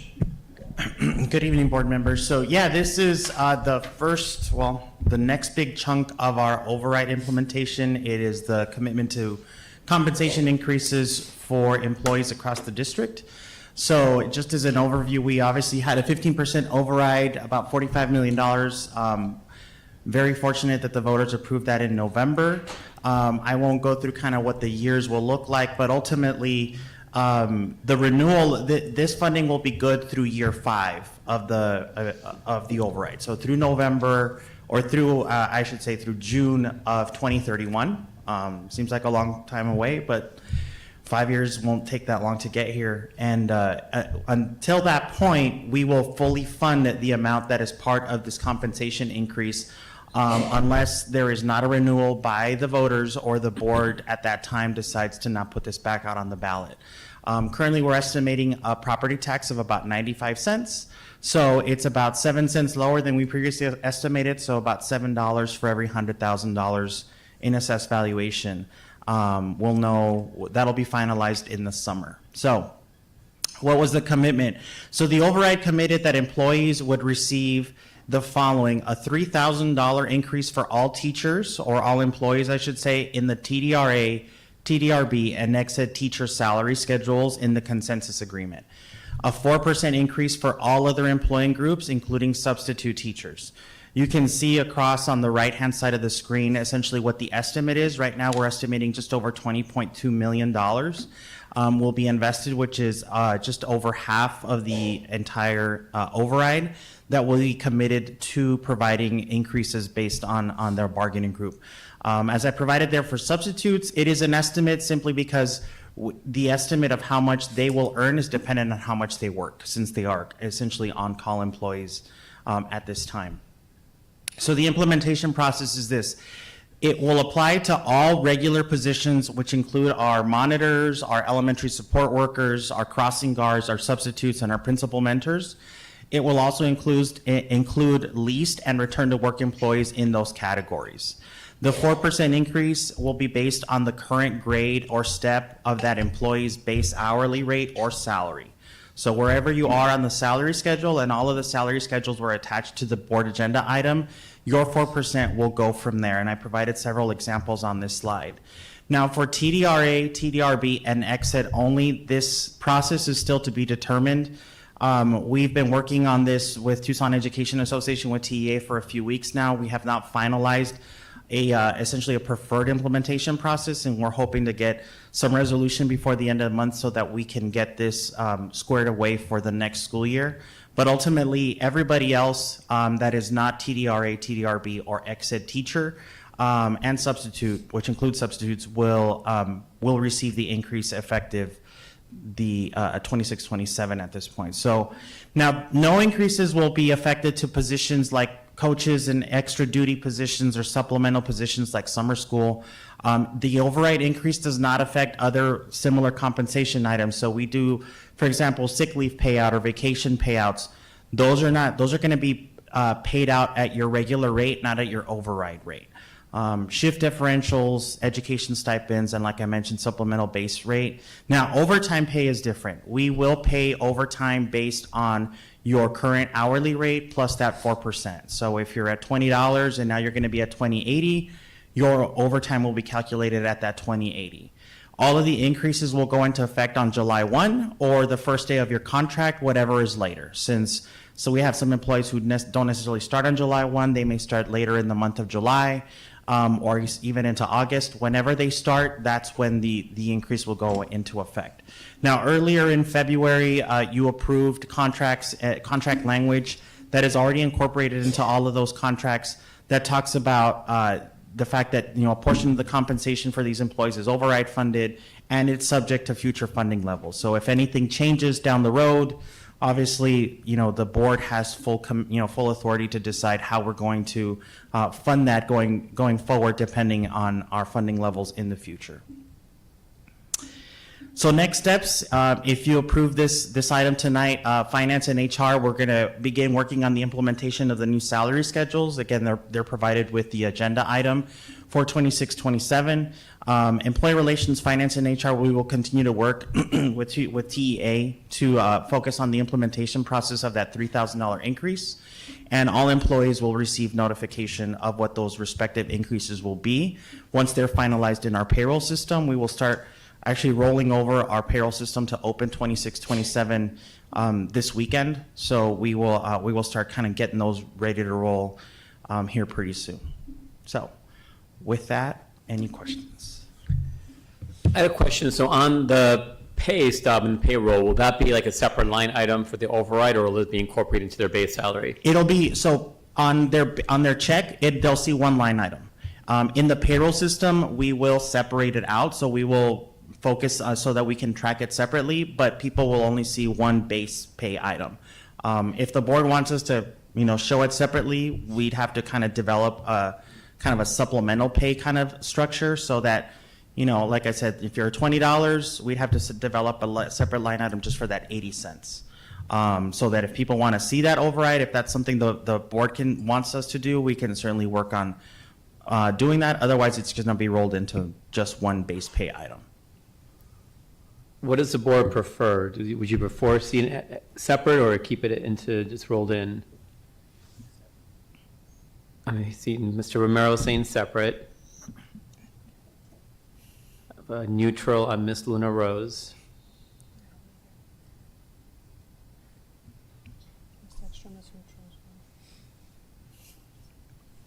All right. What do you think would be best? Just in terms of ease, or?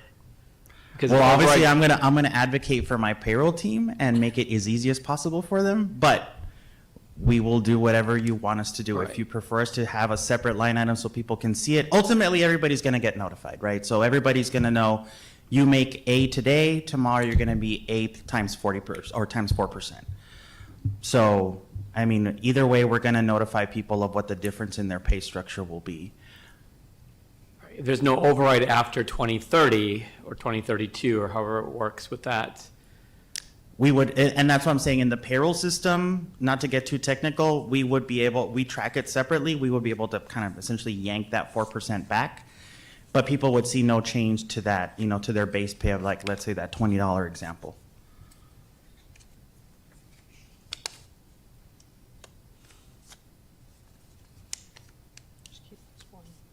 Okay. I don't think a lot of consensus and everything. I don't think we need to make a decision on that tonight, though, right? That's something you don't need to make a decision about that tonight. Like, how we want to structure it, we can do it at any point in time. Mm-hmm. What we really need to know, especially for auditing purposes, we need approval of the salary schedule so that we can work on the compensation rollout. And the only thing we're not approving is TRAB and XED. Correct, and substitute teachers. Substitute teachers are still not being in. bargained. Yeah, Okay. We're still working on them. So those are the only 4 groups that are still kind of. All right, so I'll move the item as presented then. I'll second. Item moved by myself and seconded by Ms. Luna Rose. All those in favor say aye. Aye. Aye. Okay, no, item passes 5-0. Thank you. All right, thank you. All right, and our last item for tonight, 6.4, approval of the implementation of the results of the Phase 1B of the investment grade audit. Dr. Trujillo. Yes, I'd like to welcome our bond project manager, Dr. Charlotte Carter, for this final item of the evening. Good evening to the governing board president, Dr. Shah, and board members. I am here to present the implementation of the results of the Phase 1B of the investment grade audit. The board will receive, and you're receiving information as for the results of the Phase 1B investment grade audit for the implementation at the following schools: Banks, Booth Fickett, C. Rose, Davis Romero Bilingual Elementary, Magnet, Dietz, Drackman, Lineweaver, Monzo, Roberts Naylor, Robbins K8, Sewell, Tabb, Vale, Middle, and Wright K6. So I did want to mention to you the scope.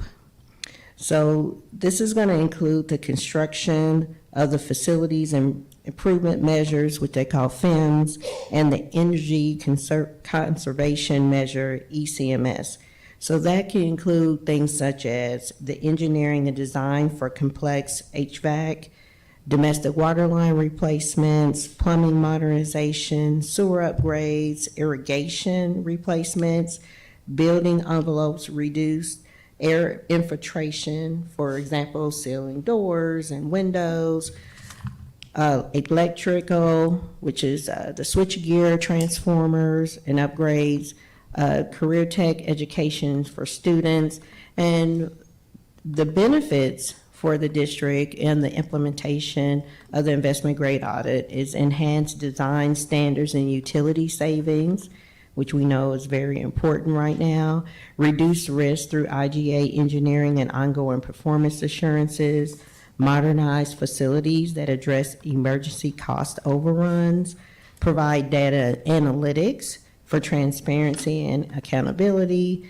and standardizing documentation and software that provides predictability and long-term operational value. And on the screen, if you go down a little bit, you will see the schools that this includes, and it shows the individual amounts. So each one of these particular schools have been assessed, and the recommendations for implementation have been provided. And it shows the total for the 14 schools of $26,562,370.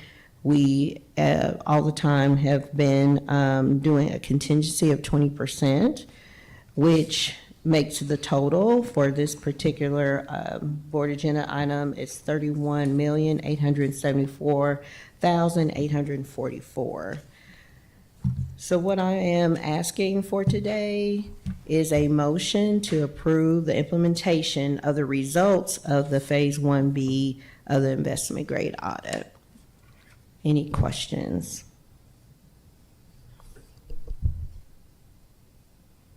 Dr. Shaw?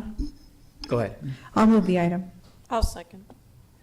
Item moved by Ms. Ekstrom and seconded by Ms. Luna Rose. So I'm sorry, I'm a little confused. So you mentioned a whole list of things, but do we know, like, per school what we're approving? Yes, and so instead of giving you 17 proposals, and I did for the Bond Oversight Committee, they got each individual proposal, and in each individual proposal, based on the assessment, is what they're getting. So, like, for example, I brought one of the proposals for, in this particular case, I brought banks, and so within their 11 pages, it outlines exactly what that school would be getting. Okay. And that was vetted by the BAC and or the Bond Oversight Committee? I'm sorry. That was already vetted by the Bond Oversight Committee? Yes, Okay. they received as part of their packet all of the proposals, and so they were able as well to ask questions if they had any, but it's very individualized because each school is different and custom. Okay. All right, all those in favor say aye. Aye. Any opposed? Item passes 5-0. Thank you, Dr. Carter. Thank you. All right. Dr. Trujillo stepped out, but I do want to say that we have on our schedule next week an exec-only session. I don't believe there are any items, so I will move for us to cancel that meeting next week. Second. All right, moved by myself and seconded by Ms. Shaw. Those in favor say aye. Aye. Okay. Item passes 5-0. So our next meeting won't be next week, but will be on the 28th for a full meeting. Usually Dr. Trujillo will give, I see him walking back to, there's anything else from the governing board on this item? Dr. Shaw? Ms. Shaw. I would like to add to a future agenda a desegregation advisory board committee as an action item to discuss and vote on that. And also add to a future agenda a review and revision of governing board policy JC and JCR so we can update the public notice minimum requirements. And Dr. Trujillo, we cancel next week's exec-only meeting because there's no items, correct? We do have, where's Ms. Balboa? Do we have a student hearing? We do have a student hearing scheduled. Would that be able to fit in the May executive session? We Do we have a student hearing on the 21st? We have a student hearing scheduled for the 21st, but we would just need to notice the parents, I think, by tomorrow. Yeah, Okay. we'll take care of Just that. one item is the only thing that we have. We could take it into the first meeting in May. Okay.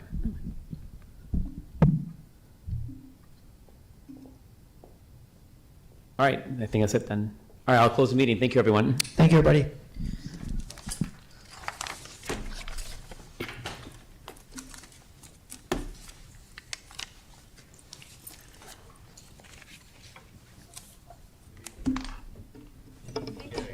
Thanks, Jerry.